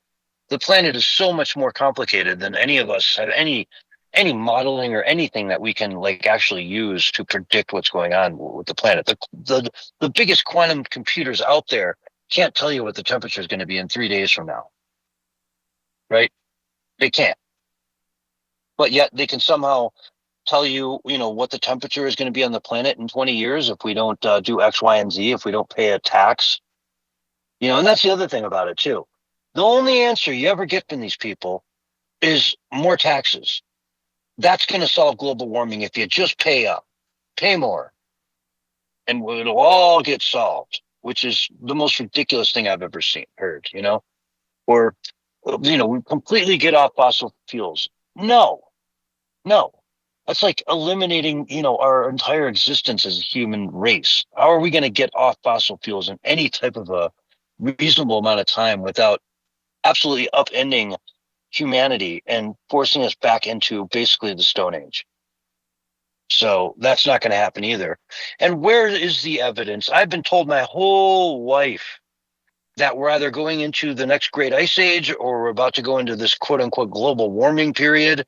Where is it? I don't see it. I've never seen it. All these warnings, they told me that the ski resorts in the Sierra Nevadas would be dry and not have any, you know, snow by the year 2000.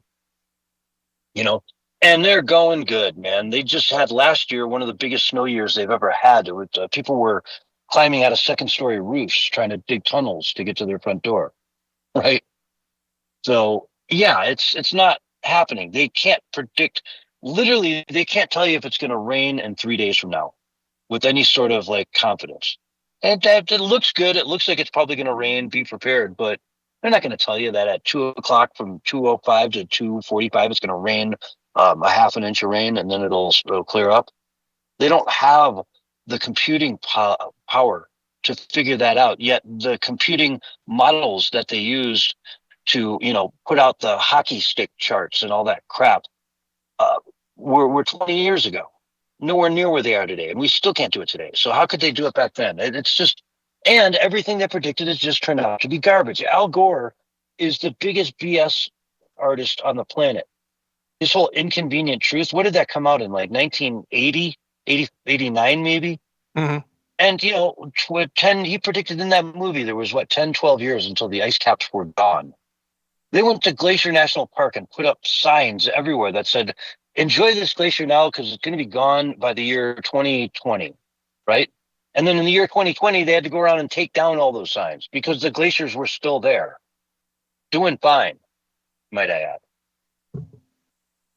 So, man, it just goes on, and it all ties back into the deep state, into Fauci, into the vaccine, the quote-unquote vaccine that was actually a gene editing compound, which goes in and modifies your DNA so that it can recognize something and try to fight it. But, man, you're messing with people's DNA. You're messing with generations and generations and generations of people's DNA. It's dangerous, man. And I don't know how Trump didn't see through that crap and how he let that vaccine get put out and actually be called a vaccine when it's not a vaccine. A vaccine is a very specific thing. What they gave us from Moderna and all that crap was not a vaccine. It was a gene modification injection. Mm-hmm. So, I don't know, Doc. Or Barry, I get going, man. I get going. It's hard to stop. Well, I mean, look, as things get disclosed, you know, it's going to bring up all these things. And, you know, being angry about them is like a normal human reaction. I mean, having a righteous indignation towards this type of evil is the natural response. It's the people that, you know, don't have a response that I'm concerned about or that support the evil. I mean, I see people supporting Fauci on X all day today, mostly liberals and lefties, but why? What did he do that was so Mhm. good? You know, I'd like to know. And all those people that are defending them got that DNA modification jab, right? And so they're walking around with modified genetics, and they don't know what the ramifications for this are going to be. We just don't know. I mean, it'll take a couple generations to really wash everything out and understand the exact total ramifications for what will happen to those people with the jab and their kids and their children's children. You know, we don't know. It's such an experimental thing. It's never been done in the history of humanity, ever, especially to that kind of scale. And we're just the guinea pigs. You know, Fauci has no problem, it seems, doing these sort of mass experiments on, be it, you know, orphans, kids, beagles. I mean, the beagles alone, putting sandflies on beagles and then cutting out their vocal cords so they can't bark and complain because, God, you hate to listen to that all day. 100 beagles in a room all screaming bloody murder because they're dying from, you know, insane amounts of pain. You've got to be a monster to do something like that. Oh yeah, You do. You got to be a monster. One of the things that RFK alleged with those experiments, those bizarre experiments with the children, was that, like I said, they experienced severe adverse effects from the drug regimes. But he also stated that, you know, some of the children refused to take the medications, and they had gastrostomy tubes surgically implanted so the drugs could be administered anyway. We're talking about monstrosity. These are children. And you would think as much as the left pretends that they're anti-racism, they should be extremely upset that the majority of these children were black. But I don't hear anybody crying out about it. In fact, they're always just saying RFK Jr., he's a conspiracy theorist, although everything that he pretty much states and everything that I've ever seen, it's footnoted and documented. Yeah. Well, you know, he's associated with Donald Trump, even though he's been a Democrat his entire life. He's associated with Donald Trump, and therefore anything he does is thrown away and it's garbage. It's the entire platform of the political left today to simply hate Donald Trump and to be 100% against anything he does, you know? And what does that benefit anybody? What does anybody get out of that? Obviously, I mean, I've had people on the left that have been presidents that I wasn't big fans of, but, you know, when they did something good, I was like, hey, you know, they just did something decent. Boy, you know, go figure. Even a broken clock is right twice a day. And I give him credit for it. But with Trump, man, absolutely anything he does, I don't care. Like, we've talked about it before. He could cure cancer tomorrow and people would be going out trying to get cancer. You know? He would say, I love oxygen. Beautiful, beautiful, beautiful oxygen. I'm going to prove that cancer's nothing to fear. I'm going to give it to myself. I'm going to eat GMO every single day until I get cancer. Yeah. Yeah. It's a crazy mixed up world, and there's just a level of hatred for him I've never even imagined that could be possible in the United States, you know, from someone who hasn't really done anything that's that radical.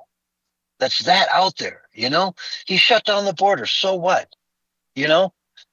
He's got people, you know, getting deported from the country. That's kind of a good thing. Oh, well, we don't like the way they're doing it. Well, you never said a damn thing when Barack Obama was doing it exactly the same way, or when Joe Biden did it exactly the same way. When Joe Biden was separating kids from their parents at the border, and we lost 350,000 kids. Gone to the wind, into sex trafficking, into God knows where. Nobody said a thing about it. They didn't care at all. But if Trump does anything, man, that's the end of the world. But folks, we've got to go to break. This is the Censorship Sucks Roundtable radio show. We'll be back with hour 2 right after these messages. All right. Great first hour. Wow. Oh, wow. Is it already over? Fired. Wow. Yeah, That was the quick. first hour is Yeah. over. That was really quick. It seemed like we just got started and I just was pleading the fifth. That is wild, dude. That went fast. Yeah. Just talking about how things were going fast, but that's got to be the fastest hour ever. It went quick. It sure did. It's up there. And we didn't really cover much other than just Fauci. And, I got Fauci. plenty of other news stories. Yeah, and all the demons. I'm sure you're going to talk about Mandani doxing everybody. I know that's on your list somewhere. Yeah. Yeah, if it wasn't for Fauci today, I would have opened with that one. That's huge. They're just doing exactly what we said, man. We said they're going to show their true color. They can't keep hiding it forever. Eventually, they have to say, this is what we're about. We're evil, we're psychopaths, and we want to burn it all down.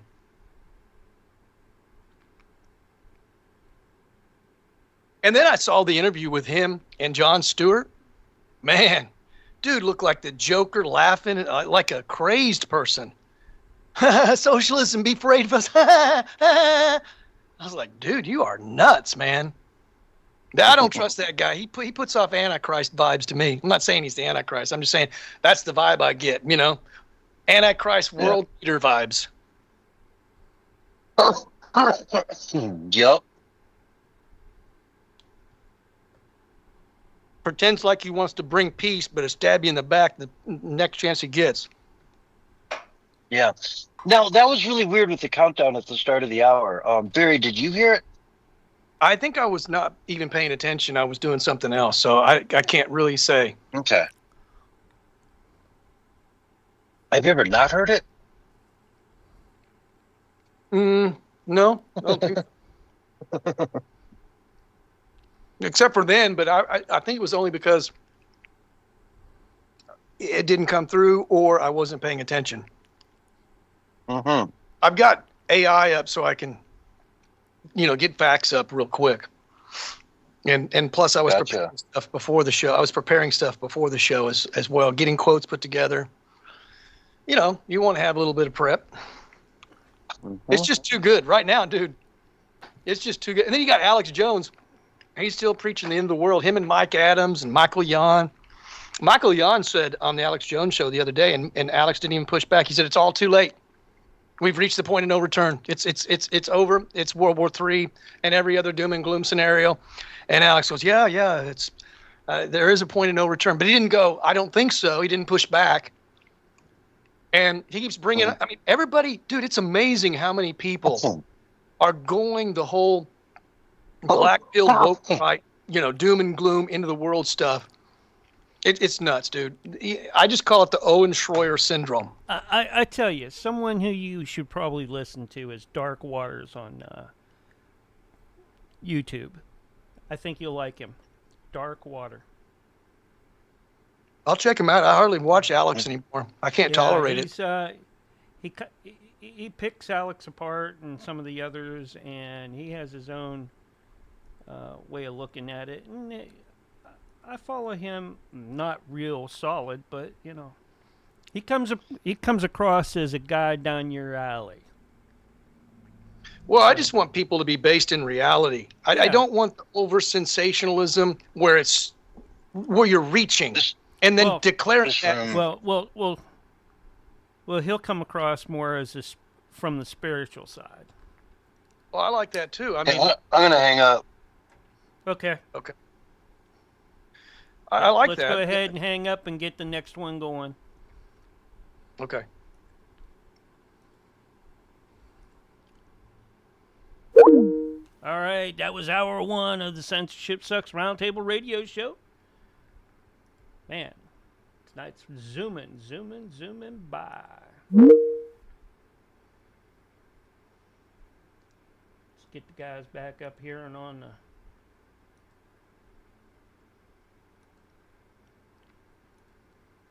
the roll.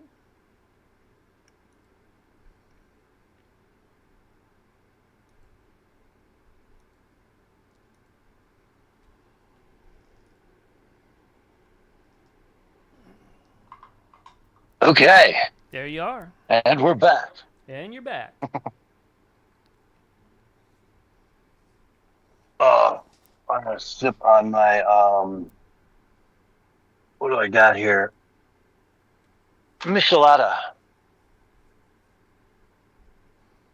I love a really good Michelada.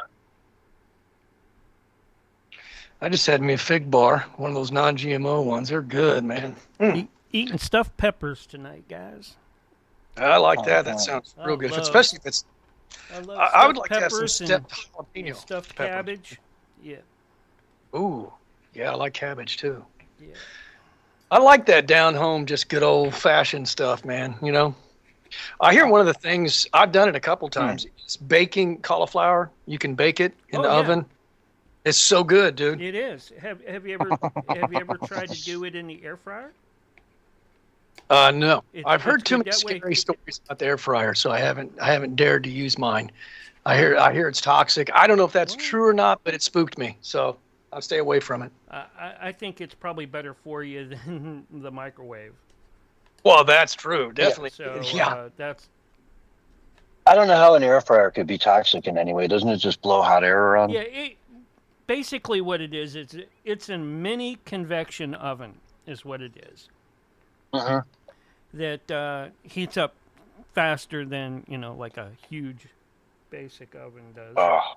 So and it'd probably be really good to have something like that for you, John. Other than it would take a lot of power. They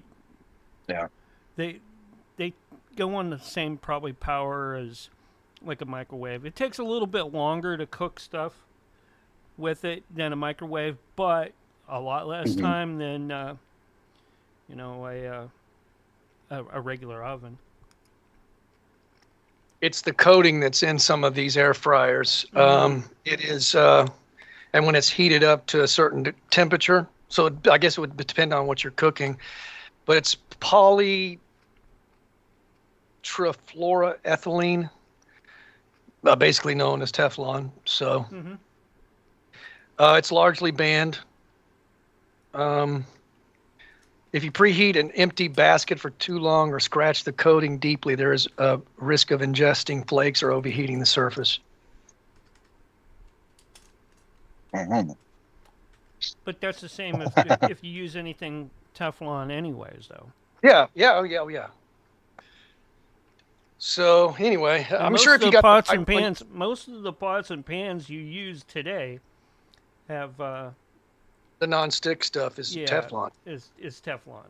Yeah. I think they said like almost everybody has that in their bloodstream in America. DuPont was behind that. Oh yeah. You can spray it on, and let it dry, and there it is. Oh, they got sued. They killed people. People got cancer that worked at the plant. I mean, it was. They paid out big money. I don't know how they can still keep putting it out there. It doesn't make any sense to me. And I see people, that I'll go over to their house and they're cooking with it, and their whole Teflon is scratched, and they got a metal fork and they're, cooking that one. And it says right when you buy this stuff, do not use metal utensils to scrape or clean this item. All right?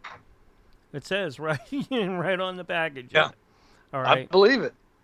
Yeah. It's not cast iron. It's not stainless steel. It's Teflon. Come on now. All right. Yes. But, they use Teflon also in a lot of like undercoats for cars and things like that.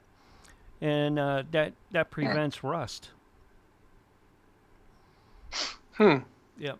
When my dad and I, when I was real young, in my teens. when you were Neil Young? When did that happen? When I was real young. Oh, I thought you said you were Neil Young. I was never Neil Young, dude. And I would, if I was Neil Young, we probably wouldn't be doing this. But anyways, we're under 30 seconds, I was a pop singer, and I was Debbie Gibson. I'm just telling you, it was a previous life. I believe that, sure, and you were Tiffany as well. But anyways. I think we're alone now. I think we're alone now. I think we're alone now. Here is your countdown. 5, 4, 3, 2, 1. And you're live for the second hour right now. Hello, everyone, and welcome back to the Censorship Sucks Roundtable Radio Show for July 29th, 2026. And with me tonight, of course, I've got Bullhorn Barry. I see my what is going on with my monitor right now? Mark's He's glitching. He's glitching. He's in the Matrix. Yeah, he's glitching out big time. It's going to give me.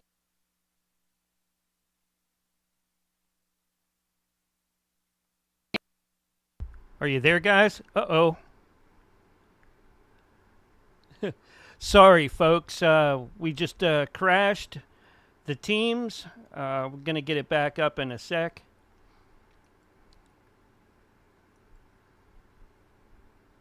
Let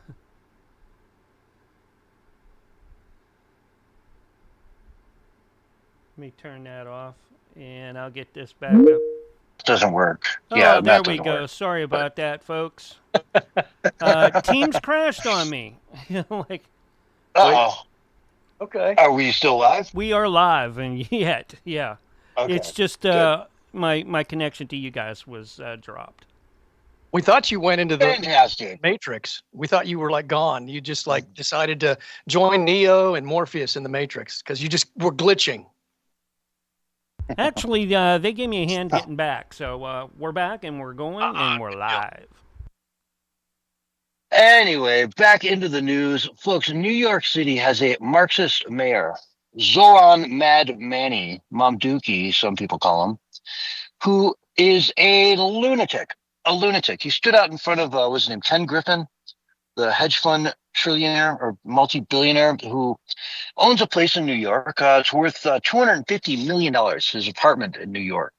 Mamdouki stood out in front of it on tax day, April 15th, and said, we're about to throw some taxes down on anybody. And he called him out by name, like John, this hedge fund guy, Peter Thiel. And if you own a home or property in New York City, we're going to throw a hefty tax at you. Okay. It starts at $1 million in value. If you own $1 million apartment in New York City and you don't live there full time, you're going to start paying 3.5% of the value of that every year. It goes up to, if it's above $5 million, it's 6.5%.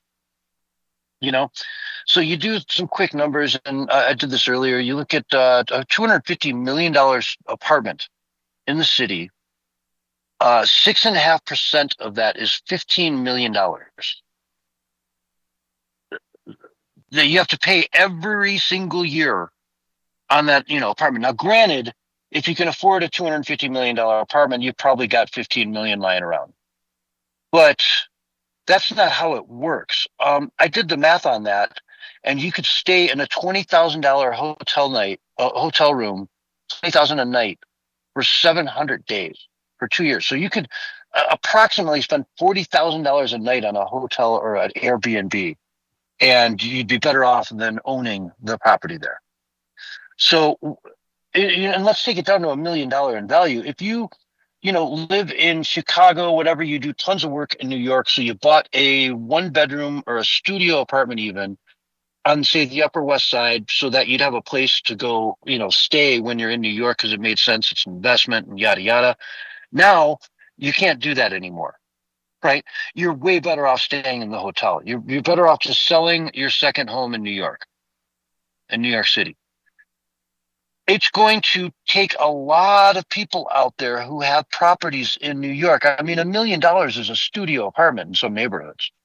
$10 million, going up to $5 million in a lot of places in New York City. $5 million, you're hard pressed getting a 2-bedroom apartment.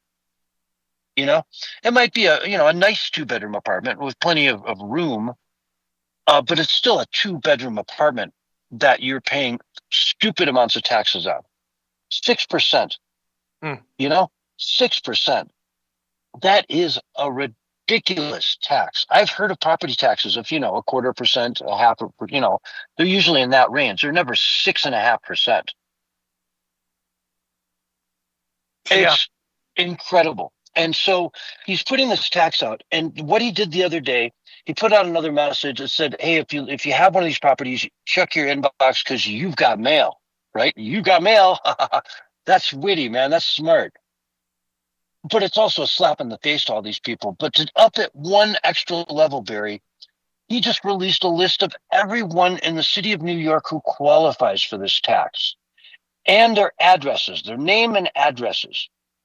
And a giant chunk of this list are very, very famous people.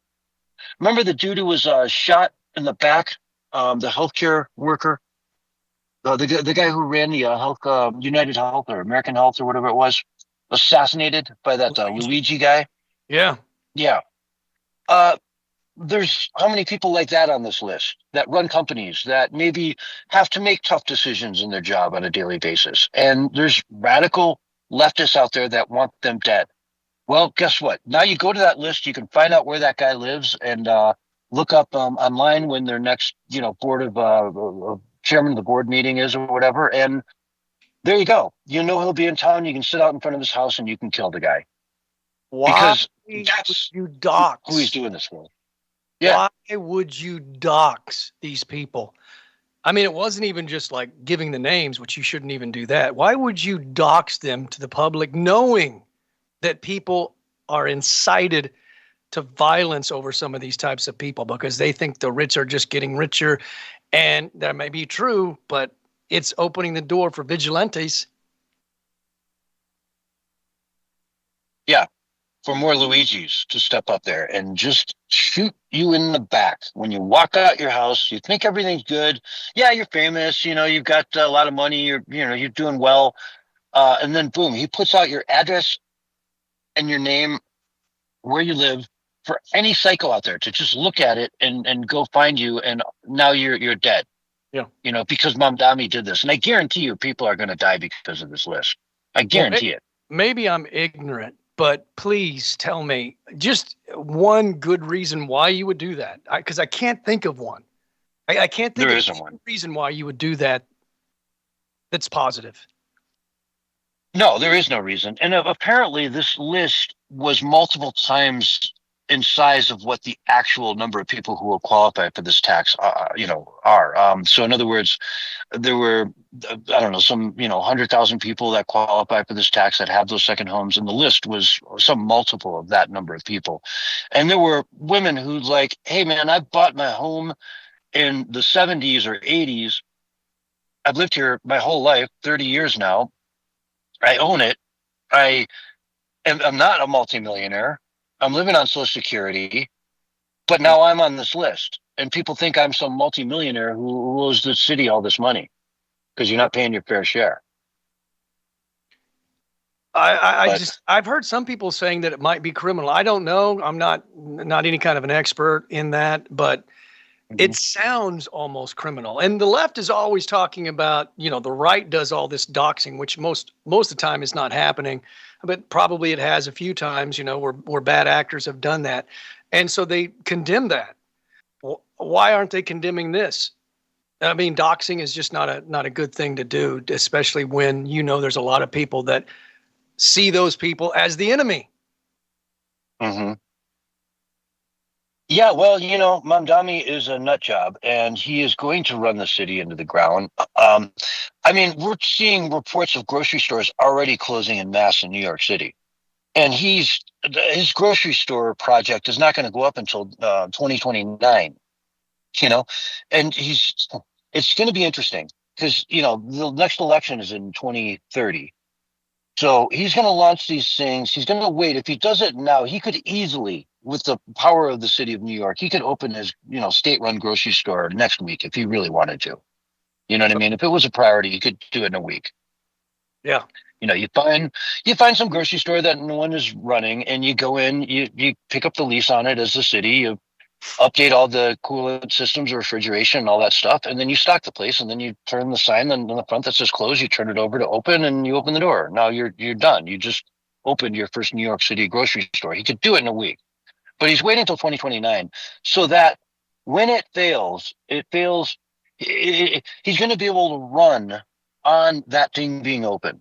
He's going to say, look what I did, but it's going to be too soon to watch it fail. You know what I mean? And watch all the negative ramifications come out of it. Yeah. Yeah. Well, I think it's safe to say that mass exodus is going to continue for sure. I mean, we see it in California still ongoing. There's going to be a whole nother new mass of people exiting out of New York City. And I said it before. I know you've said it before. You don't want it to happen. I don't want it to happen. But New York City could collapse and may never rise again to its former glory. I don't want that to happen, but it's where that's the trajectory it's going. And I haven't seen any. In fact, I think the trajectory is getting worse. Mandani has made it even worse. And he is a radical. He went to that Muslim synagogue or whatever, and he was giving a speech there. And they were singing some song. I don't know if it was before, after, or during, but the song was literally praying to God and calling for God to kill by the sword the infidel, which is basically pretty much everybody else but them. It literally, the lyrics, just like, please God, kill the infidel, kill the Christians, kill the atheists, kill, everybody. Wow. Yeah. And, what's going to happen with these guys is Peter Thiel is going to say, screw it. Well, I'm not doing any more projects in New York anyway. I'm just going to sell my place, my $250 million apartment. I'm just going to put it up for sale. And so it'll be on the market, and a lot of other people will do the same thing. So there's going to be a flood of these very high-end apartments on the market. Because, again, you can stay at the Four Seasons for $25,000 a night, and it'll cost you significantly less than what you're paying now. So they don't need it. All these people that have the, 1 and 2 bedroom apartments that they use, for business and whatnot, they're going to let them go. There's a lot of apartments in the city that are investments, basically, that are there's ghost buildings, right? There's that one high rise that's like super thin that they just built, and the whole thing is empty. There's like less than a dozen people that actually live in it. It's sold out, but it's just all investments. And so all of those are going to come onto the market, and it's really going to push down the high end prices. Will that trickle into, middle income housing and make it more affordable? Probably not too much, because it's still going to be high end. But that, what he paid $250 million for, he's probably going to be lucky to get out for $125, and he'll call that a win, because he'll not see any future in the city of New York anymore. So it's going on all over the place. And, the people in New York are not happy. And just to demonstrate that, there's a petition going around right now that is gathering all kinds of signatures, because the 25th anniversary of 9/11 is coming up in September, in another month and 5-6 weeks from now. And they don't want Mamdani there. There's a lot of people that don't want a Muslim mayor leading the procession there for the memorial of 9/11, when Muslim radicals flew into the Twin Towers and killed 3,000 people. They don't like this guy. They don't want anything to do with him. And they sure as heck don't want them there when they're trying to commemorate the 25th anniversary of the loss of their loved ones, their family members. Let me ask you a question. Doesn't he have a connection, Mamdani, to some radical who basically said that America deserved 9/11? I think I saw something like that. Maybe you know more details on it, because I just don't have. Yeah, I don't have it in front of me either, but I know one of the people that he assigned to one of the key positions was a lawyer that worked with some of the people that were involved in 9/11. And, granted, it's one thing to say, hey, I'm a defense attorney. Anybody, I'll defend the worst of the worst because they deserve a defense. But there's also the convenience with which they find themselves in that position, and the ease with which they do it. This is a holy war that we're waging from a defensive standpoint, of course, here in the United States, but it is a holy war that is being aggressed out of the Middle East that has tentacles everywhere. And we're seeing in England the ramifications of it. We're seeing it in America, not as much, but a lot. Obviously, Israel is the little Satan. America is the great Satan. And Israel's right on their doorstep, so they want to take down the little Satan first, and then they can go after the big Satan. That's us. First you go for the Saturday people, then you go for the Sunday people. I didn't say anything when they went after so-and-so, because I wasn't, of that persuasion. But eventually, folks, it comes around. I actually found out who the person was that said that. Yeah, I think you're going to be shocked, dude. It was Hassan Piker, the political commentator and Twitch streamer. Oh. Yeah. Well, in 2019, Piker said, America deserved 9/11, dude. F it. I'm saying it. and it generated widespread controversy, and that was connected to Mandani. I guess he's associated with him in somehow or supports him or something. Well, Hassan Piker is losing all his street cred right now. He just went to some Democrat convention somewhere and dressed up like Mao. I don't know if you saw that photo of him dressed up like Mao up there talking about how they got to take out, the Democratic Party, how the Democratic Party is too weak and they need to be eliminated. And, really speaking exactly like someone like Mao would speak. I mean,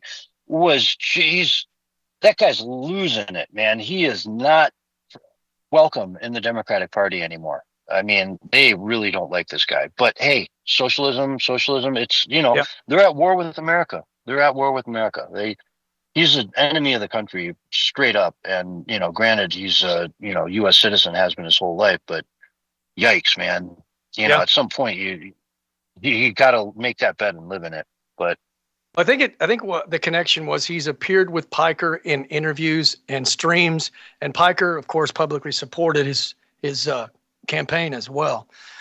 So you would think that, man, Danny would, renounce this guy, because it's just insane what he said. The left is always demanding that Trump renounce somebody, but they never really apply it to themselves now, do they? Well, it's a big tent. They on the left have a big tent and they want to welcome in everybody, including the lunatics, apparently. They seem to like the lunatics. They do seem to like the terrorists and the lunatics and the criminals. It's weird. They seem to put them up on pedestals and praise them. I think you've talked about it.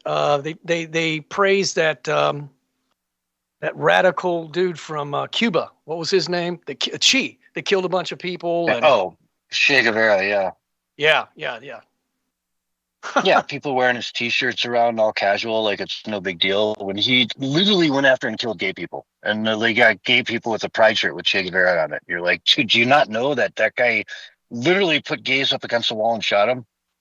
Literally, and you're wearing his T-shirt, and you think you're like some pride thing? It's like I don't know, like gays for Palestine. Good luck with that, KFC for chickens for KFC, right? It's a lunacy. But anyway, Asmongold brought up an interesting thing the other day, talking about the bottom 2% of society and how, if you just lock them up, it all goes away. Life goes back to normality without the bottom 2%. All the stores you go into where everything's locked up, it's 2% of the population that does it, right? So there was an interesting video the other day where this dude went out on the street in New York and asked people. It was Edgar, by the way, that puppet I always talk about. He said, "Who oppresses you more, the top 1% or the bottom 2%?"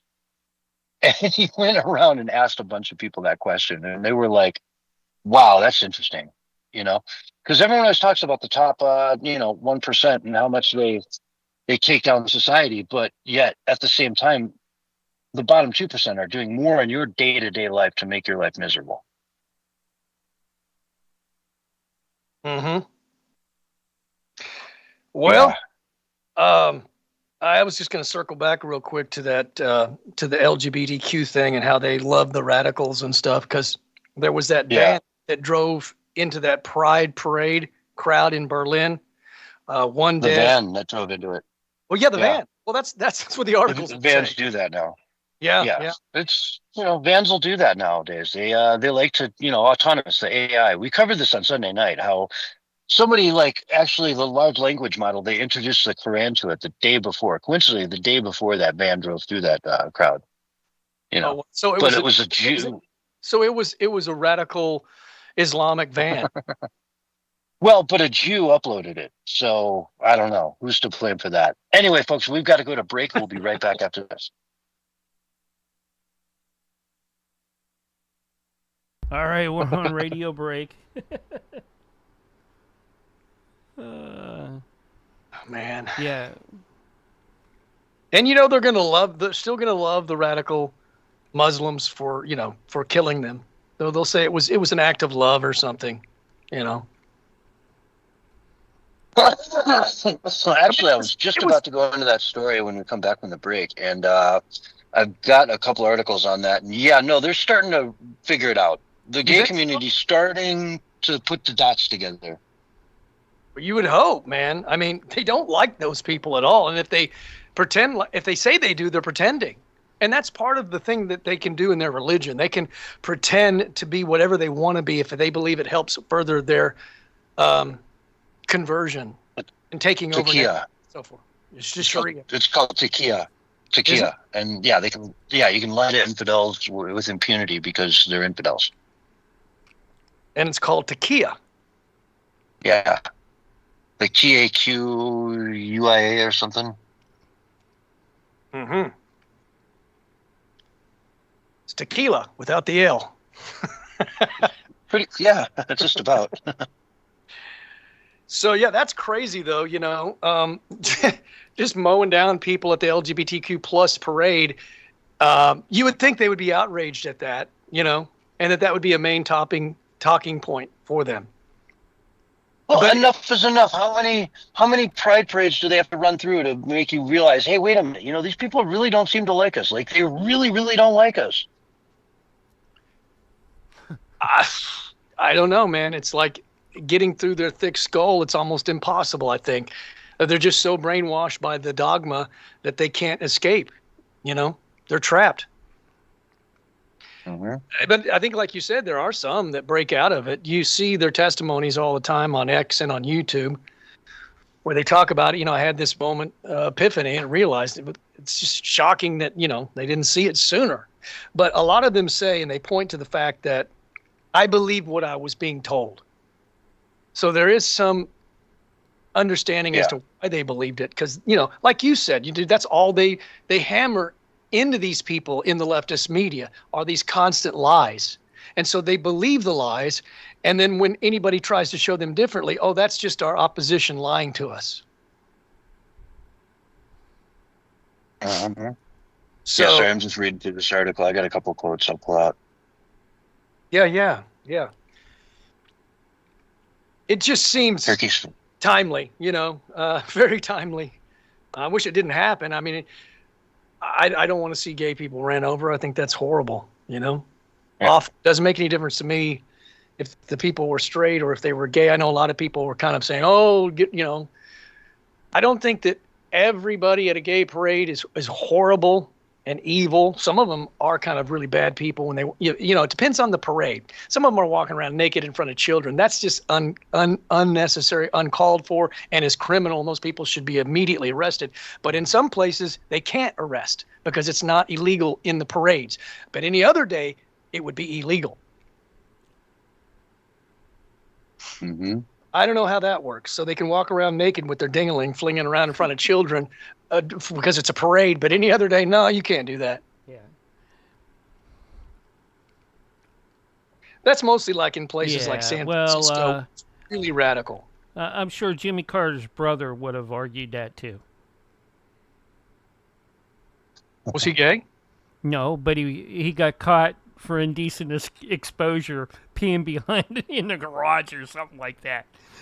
Oh, yeah? Because he didn't want to take and go to the bathroom or one wasn't close enough. So took a leak and he got arrested for indecent exposure.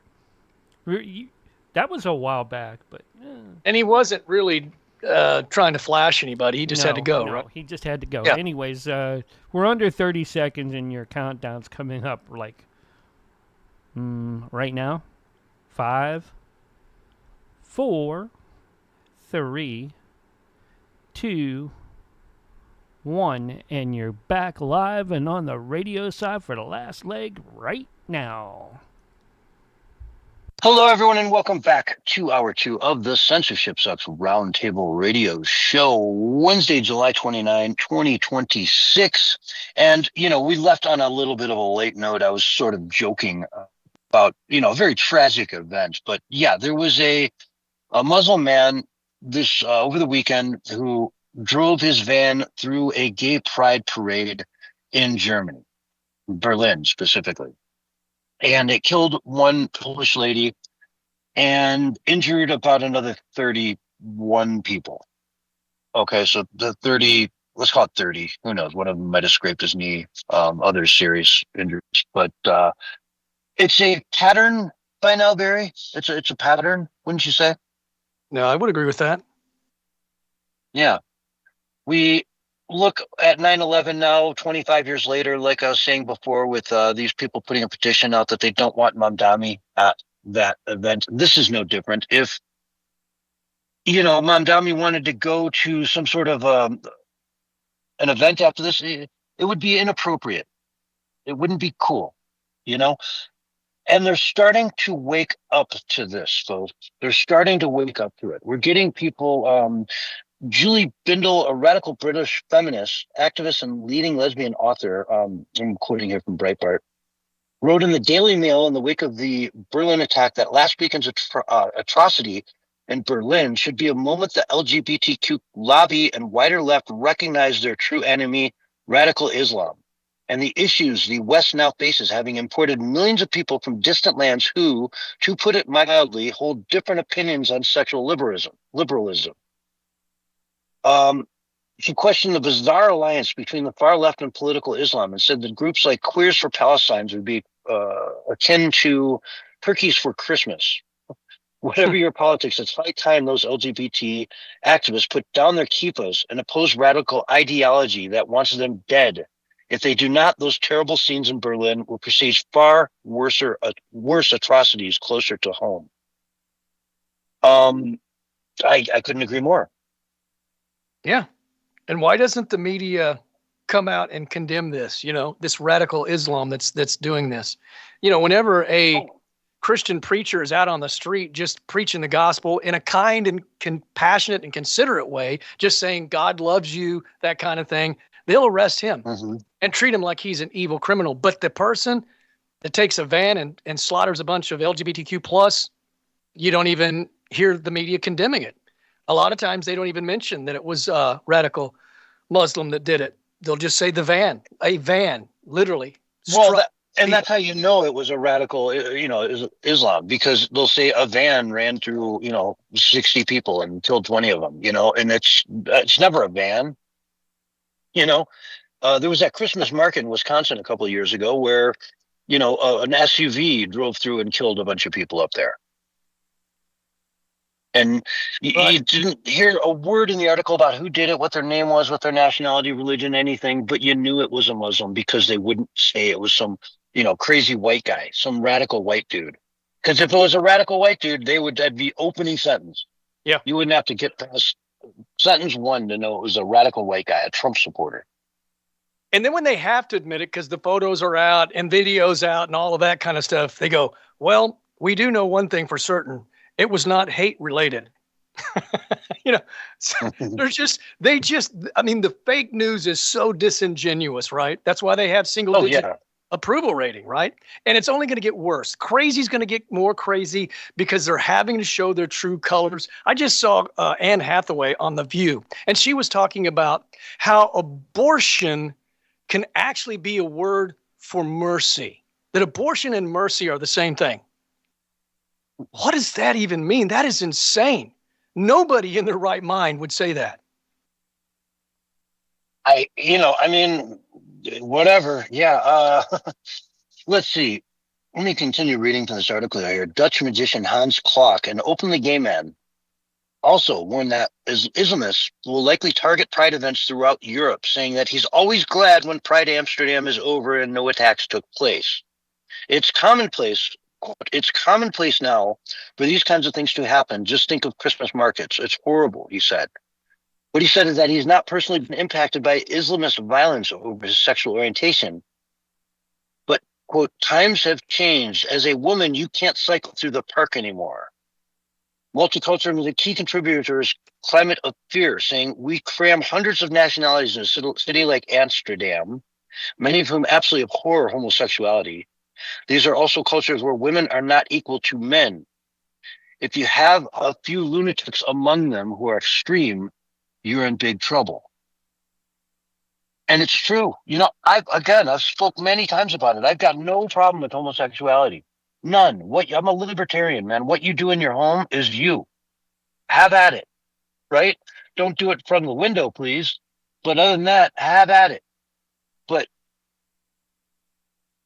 when you get into fundamentalists who are whack job nutso crazies, they can do this kind of stuff. And they're, again, like you said, importing millions of them willingly, going out of their way to import millions of them into their countries, doing nothing to stop the flow. Andy Burnham is only going to pull up that lever and say more, more, more, more, more. You know, I saw a guy interviewing him the other day about Muslims, and he's like, you know, they're not English. A lot of the people that are immigrating here aren't Englishmen. They're immigrants. He's like, can I move to Japan and be a Japanese person? Of course not. Barry, you and I can go to England and I'll never be an Englishman. I will never be an Englishman. I could live there for the next 20 years, have a passport, the whole 9 yards. I will never be an Englishman. I don't know, man. Because I wasn't born there. Sting said you could be an Englishman in New York. Never mind. I thought he was just singing about him being an Englishman in New York. Well, he's an illegal alien, he said. Of course, you can't say that now. So how does he sing that song live? Because saying an illegal alien wouldn't be politically correct, at least for, you know, a liberal music artist, right? Yeah, he probably deleted that song from every record in his you know, library and never vowed never to play it again and all that good stuff. Yeah, I got a question for you. Isn't the red light district in Amsterdam? I would imagine that the Muslims don't like that either. Yeah, probably not. And then how would they treat those women? Because I think it's like controlled, you know what I'm saying? And, you know, they see women as, I guess, maybe half, and maybe some of them see them as, you know, barbarians if they're, you know, selling themselves in that way. Maybe they would treat them really bad. I don't know. I'm just saying, it doesn't seem like their culture meshes with most other cultures, you know. And again, the red light district is an unusual thing. It's not like typical, you know. And it's just like that particular area would not mesh with the Muslim ideology. It's savagery too. I mean, it is so brutal. Look at how they treat their women. And I got a perfect example right here. Here's a tweet from Lincolnshire FA, basically in England. Quote, "We're delighted to announce that one of our incredible volunteers at Crim's Youth Club in Bolton, Khadija Patel, was this week awarded the British Citizenship Award. She received the award at the Palace of Westminster in recognition for her work empowering young women." You know what's crazy about this photo of her, though? She's in a burqa. She's full burqa. All you can see is her eyes. Wow. And she just won an award, the British Citizen Award, for empowering young women when she's wearing a trash bag. Sounds empowering, man. Wow. So empowering, right? Isn't that empowering? So, yeah. You can't even show her face to take the picture for the award, right? No way, shape, or form this woman can ever show her face in public. And yet, she's empowering young women somehow.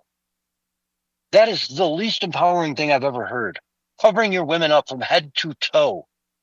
You have to wear gloves, right? It's you can't see this. Their hands, because somebody might get turned on by their hands and maybe, you know, commit a crime, a sexual related crime, because I saw a woman's hands today. So cover those hands up, ladies. You know, all we can see is your eyes, and even then, that's a little risque, right? I'd prefer it if you just had like a little thin cloth over your eyes. You can kind of see out, but we definitely can't see in. I've seen some of the full-blown burqas that have almost like a grid across the eyes, to where, like, if you're looking in, you can't see the eyes. They can see out, sort of like if you were looking through, I don't know, a screen door or something like that. But talk about dehumanizing, you know, it's awful, man. I don't get it, man. I really don't. I don't know. It's obviously to divide us, and they want to demonize just common sense. They want to demonize the media and the establishment. They want to demonize everything that would move us forward and bring progress and prosperity. And it's just everything. Think about everything that the left says. It's always fear-based. And then the only solution are these pseudo solutions that they offer, which actually just strips us of having more. We get less and less of everything, less freedom, less prosperity. You'll own nothing and you'll love it kind of mentality. I mean, that is the globalist way. That is the globalist, leftist, liberal, Democrat way. They're not going to be giving. They're going to be taking away. And we can never say yes to that, because that is just dehumanization to the max, dude. I mean, we need to prosper. We need to have opportunity. We need to have, a vision for a bright future. Everything is not doom and gloom like these people keep preaching. It's the end of the world. If we don't do this, it's the end. We got to it's always horrible. These people, I mean, can you imagine them at a party? I mean, talk about a buzzkill, right? Yeah. No, I can't imagine that. That sounds like a nightmare. I mean, what party though?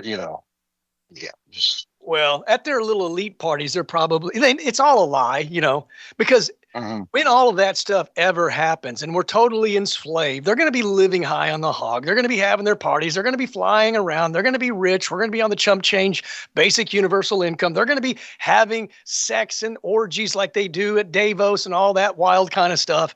And that's just who they are, man. They are psychopaths. And I'm not going to change my mind on that, because that's where all the evidence leads, especially if you just sit there and spend a few hours listening to what these people have said in the past that's documented and on the record. They are off their rocker. Mm-hmm. They are. And I'll tell you, man, we're starting to see, as a transition here to the next story, we're starting to see New Jersey. The governor came out last week. I think we covered it on Wednesday of last week, or if not Sunday night. But they admitted to having 6,500 people who illegally voted in the last election, non-citizens who voted, right? And that's what the governor's admitting to. So we all know the number's a whole lot bigger than that, right? Now, a new report just came out, according to Gateway pundit Jim Hoft. 75,000 non-citizens summoned for jury duty in New Jersey every year as state's voter roll scandal explodes. So they're summoning 75,000 non-citizens for jury duty, and they're pulling that from the voter rolls. So how many non-citizens are actually on the roll? They're admitting to 6,500, and I said at the time it's probably 10 times that number. Now I would guess it's maybe 150,000. That's even enough. That's getting into the territory where it could even turn a blue state like New Jersey into a red state if they got rid of those types of numbers of people voting illegally. Mm-hmm. And how do you do that? Very simple. Proof of citizenship, register to vote. The SAVE Act. Very simple. Yep. But let's get it. Why are they fighting like crazy? Let's get it. Why are they fighting that like mad? Well, I think they want to steal elections, man, because their ideas are not popular. They keep calling us the fringe. Elon Musk did that interview with that lady, and he's saying, "Why do you support the far right?" And he says, "What is so radical about, secure borders, prosperity, accountability, transparency, all these things that the so-called far right stands for?" And she couldn't answer him. Yeah. That was a phenomenal interview with The Economist that Elon Musk did the other day. I mean, it really, he's on it. He's very, very good at this. And he just rolled her. It was almost as bad as the lobster interview with Jordan Peterson, where he's like, I'm not radical. You're the radical. You're the one who's, calling for these crazy ideas and importing millions and millions of people who don't share our values. And he's got some enormous amount of subscribers, Elon does. And he goes, I think it's just actually quite the opposite. I don't think I'm loathed at all. I'm actually quite popular. I have however many million subscribers. Quarter billion. It was a 250 million. Okay, that's a large number. I would say a large number of people like Elon Musk, or at least like some of the things he's doing. And I bet if you looked at that lady who interviewed him, if you looked at her Twitter, she'd probably have maybe on a good day 10,000 followers, and a good number of them would be bought subscribers, right? Fake. but nowhere near his reach. And that's why they hate him, because he's got that reach Yeah. And like I beyond anybody. they're not going to be able to keep that narrative going. Everybody knows they're the fringe now. Everybody knows that. They can't keep selling that narrative that the strong majority of silent people, but we're not really silent anymore, that we're the fringe. We're not the fringe. You guys are the fringe. It's called the radical, extreme, far left. I mean, you're going to a gay pride parade wearing a kifa and, Gays for Palestine t-shirt, and you don't think you're like somewhere way out there on the fringe? You don't think that's the most fringe, and they're going to start waking up to this really, really quick. And it's the community was just going to snap one day, and it's going to occur to everybody simultaneously that they've all been had, that they've all been played for fools, that, the Gays for Gaza, that in fact, if you're gay and you're in Gaza, they will punish you. They will take you out. They could kill you. They could put you in jail for life. In some Muslim countries, they force you to have a transition surgery.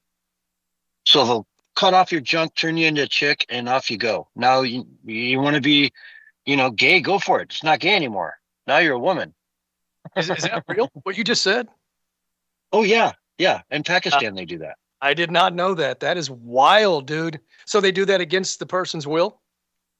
Yeah, it's just forced. It's court ordered. And, now you come out, you got some size A or B boobies. You've got a something in between your legs. I don't know exactly what it is, but, and yeah, you're a woman now. So you're not gay. We cured you of your gayness.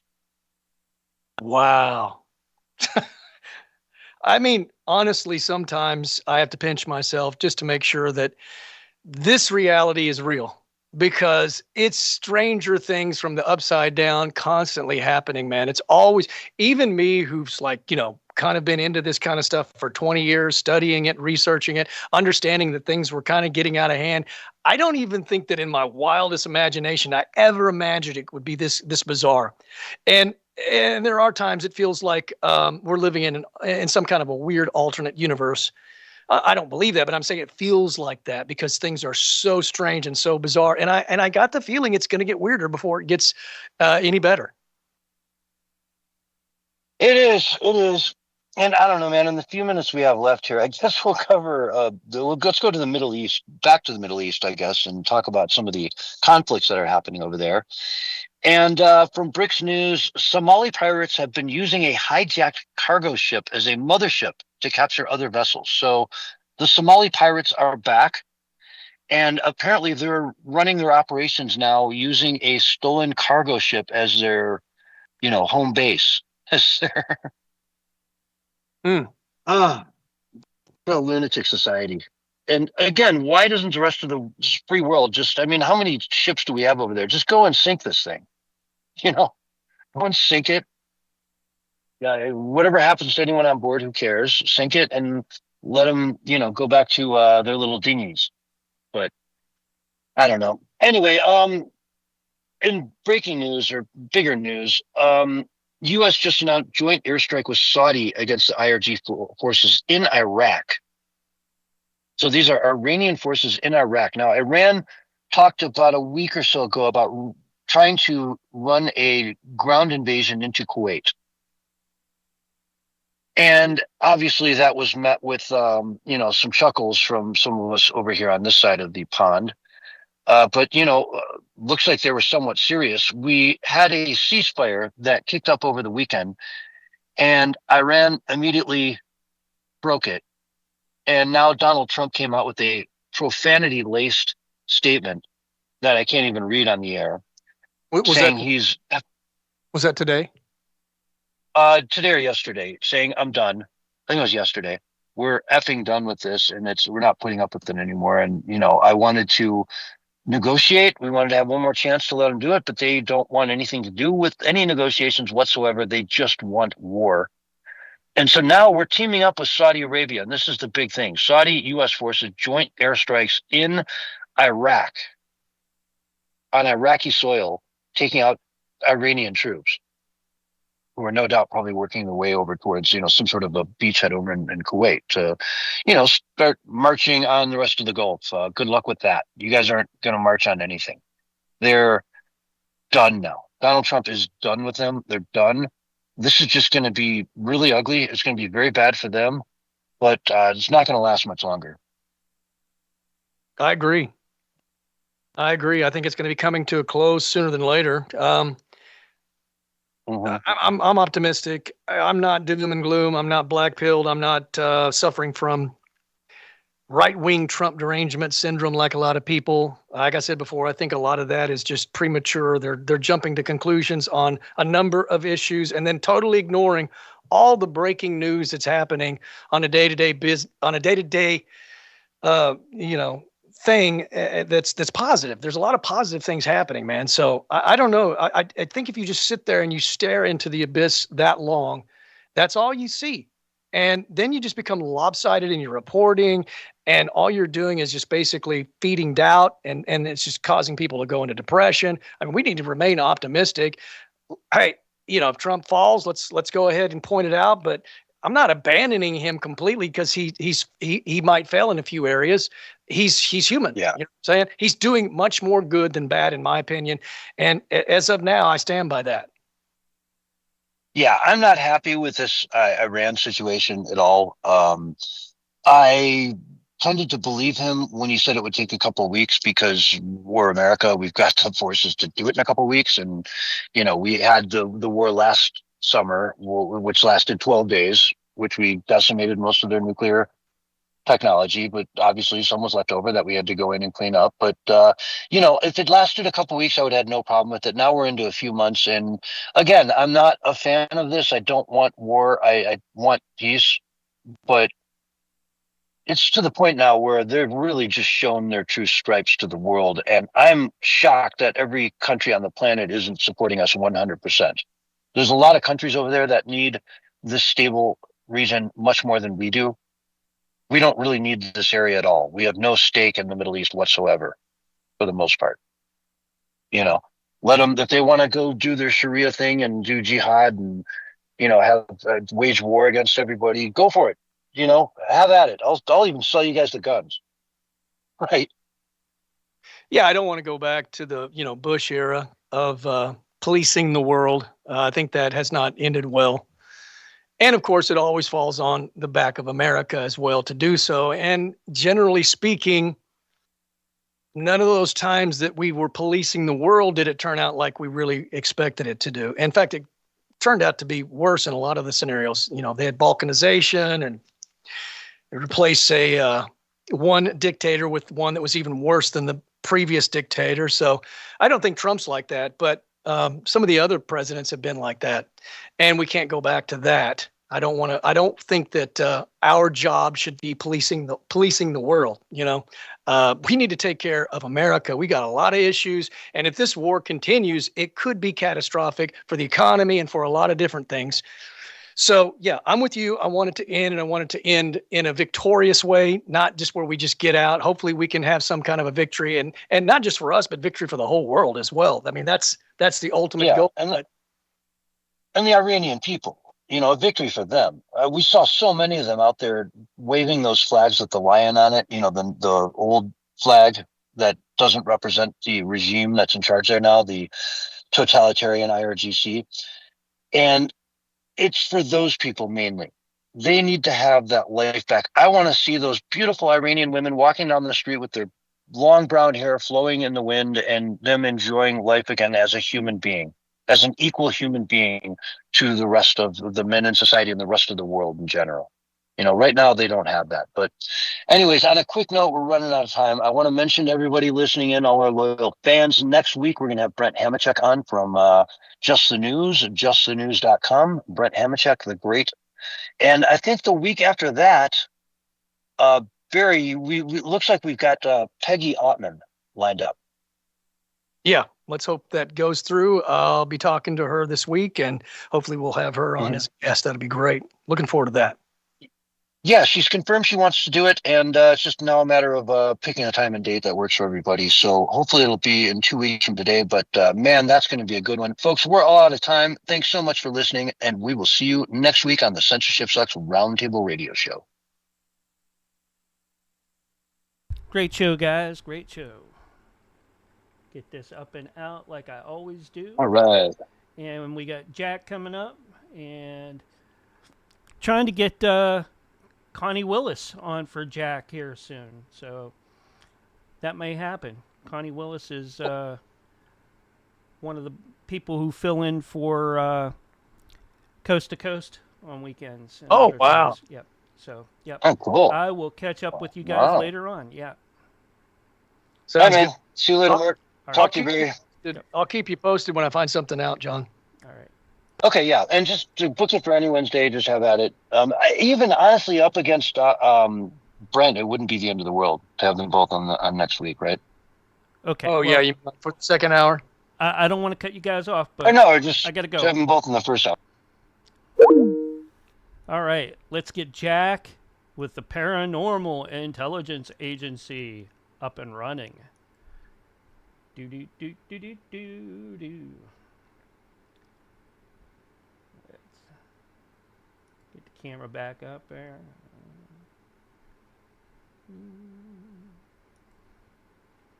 Now I'll get Jack up and rolling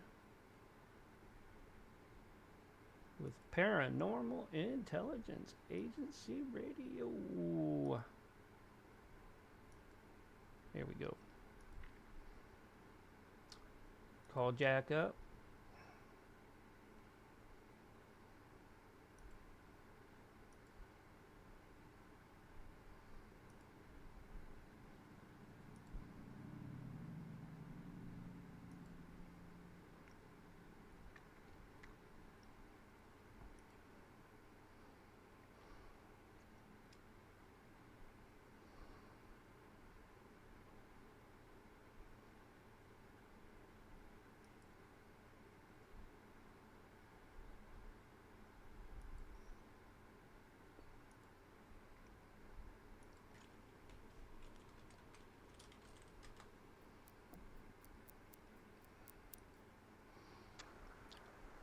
Jack probably.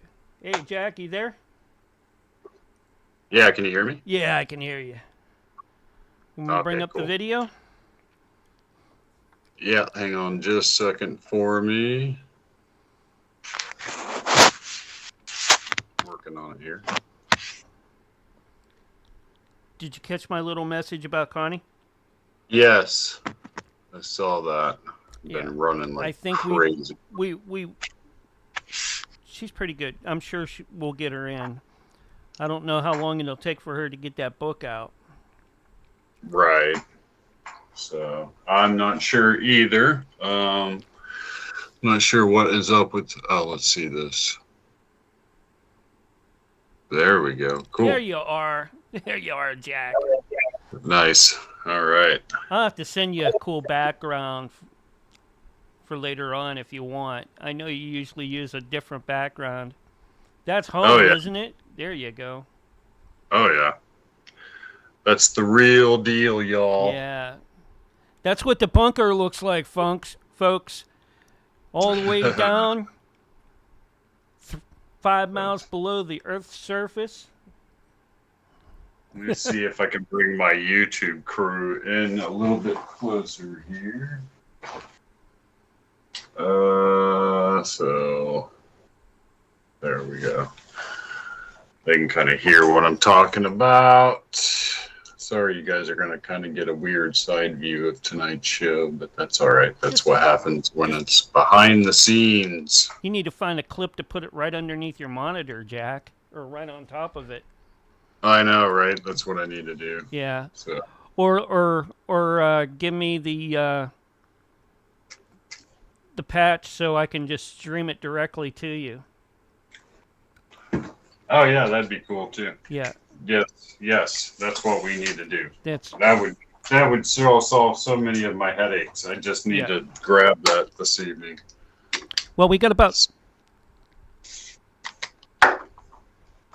Yeah. 30 seconds. 30 seconds until your, well, a minute, actually, before your show starts here. I'm going to get you going a little earlier. Sure. There we go. Okay, that's pretty decent. Yeah, looking good. And it's not cutting you off anywhere. That's great. Look out, cats, dogs, kids, curtain climbers, and crumb beggars. Here comes your countdown, Jack. 5, 4, 3, 2, 1, and you're live and on the radio side right now. Welcome back, everybody, to Paranormal Intelligence Agency Radio Live. I'm your host, Jack Carey, and we are broadcasting from 300 feet deep in an abandoned nuclear missile silo somewhere lost in the post-apocalyptic wastelands of the Dakota Territories. And I am joined, as always, by my paranormal crime-fighting duo pals, Daisy and the Sundance Kid, are working security as usual in the silo tonight. And it's been a great week as far as kind of new, interesting information coming out in the paranormal world. Brandon Fugel's new interview actually opened up quite a few different doorways for us to examine and talk about. So we're going to jump down the Skinwalker rabbit hole tonight, given that a lot of his recent interview kind of gave us a lot more information of what was going on behind the scenes. And I'm going to introduce, based on what we know right now, I'm going to introduce a new theory about Skinwalker Ranch that I refer to as the Tommy Knocker theory. I think you'll like it. I think you'll get a kick out of it. And so you'll want to stay tuned for that. Lots going on in the world. Clarity Act. We do cover crypto on this show because it was the WebBot Cyber Prophecies and the Future Forecasting Group headed by Dick Algier, the all-star remote viewer from the CIA's remote viewing program. All pointing in the same direction that there was about to be a revolution take place, a huge wealth transfer take place, and that wealth transfer was going to come through the mechanism of cryptocurrency. Not all of them, of course. You're going to have to kind of pick the thoroughbreds out of the mix. There's some pretty bad ones out there that I would not recommend, that's for sure. And this is not a financial advice show whatsoever. We will be covering some cool ways of making money tonight in my ongoing kind of tripart series on the show, talking about how to escape the wheel. And I introduced this whole idea a few broadcasts ago, a few shows ago, and it was an idea given to me by some esoteric masters in their own right, of a particular, mystery school discipline, if you will, that I had personal discourse with. And they referred to it as escaping the wheel. And I thought that was a cool term. You can look at sort of the fortune card of the tarot, that there's a wheel there, and that wheel is really the wheel of fortune. It's the wheel of fate of your life, right? And escaping that wheel means to escape the control mechanisms that cause the up and downs to occur. What you want to do is step off the wheel and control your own movement and not be stuck in this circular movement of up and downs all the time, especially in regards to personal finances. whole idea really is this. It's that there is in place on this planet a control mechanism. And I'm trying to approach this, as always on my show, from what I refer to as the parallax view, the 30,000-foot view, the view from two separate points simultaneously, in order to bring about kind of a new understanding of what we're dealing with. But really, at its heart, there is a control mechanism on this planet. The control mechanism appears to have been put in place a very long time ago. And it appears as though when you trace the ultimate source of it all the way back to Babylonian times, to Babylonian money magic, as it was once is referred to by certain esoteric groups, and you look at how the real idea of money came about into being and controlled the human race in such a way that it does today. There's indications. There is some peripheral evidence, some circumstantial evidence out there to kind of point into the idea that it originated from a non-human intelligence. In other words, the ultimate control mechanism appears to have been put into place by something which was non-human, working through various humans on this planet, and it stands today. Just try living without money. That is a modern day impossibility, really. Even people that own and possess land and who live off of that land have to convert resources into various kinds of money in order to pay the property taxes, etc., that kind of thing. So money is essential. It is the lifeblood of how life is lived on this planet in our day and age. So the whole idea is, how do you go about escaping that? It really is tantamount to pulling off a great prison escape, right? Any of you seen like Escape from Alcatraz with Clint Eastwood? I know I bring Clint Eastwood movies up a lot, but I grew up watching Clint Eastwood. He's like my hero. What can you do? All of my heroes are dying. They're dying, Mark. All of my Hollywood heroes are slowly keeling off, and I'm getting older and grayer as they do. So Yeah, but you're not going bald like me. Not yet.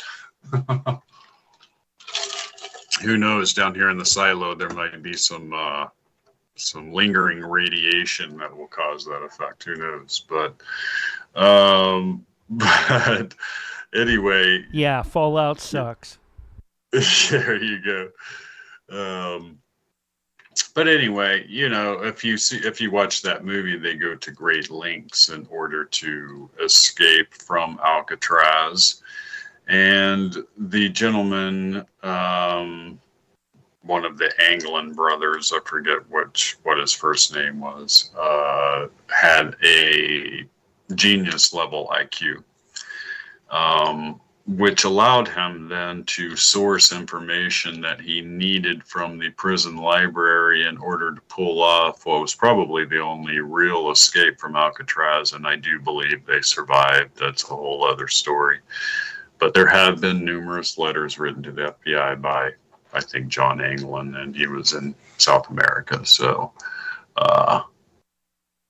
anyway, that's a sidebar to all of this, but escaping the will is tantamount to pulling that off, right? Because the control mechanism is very strong.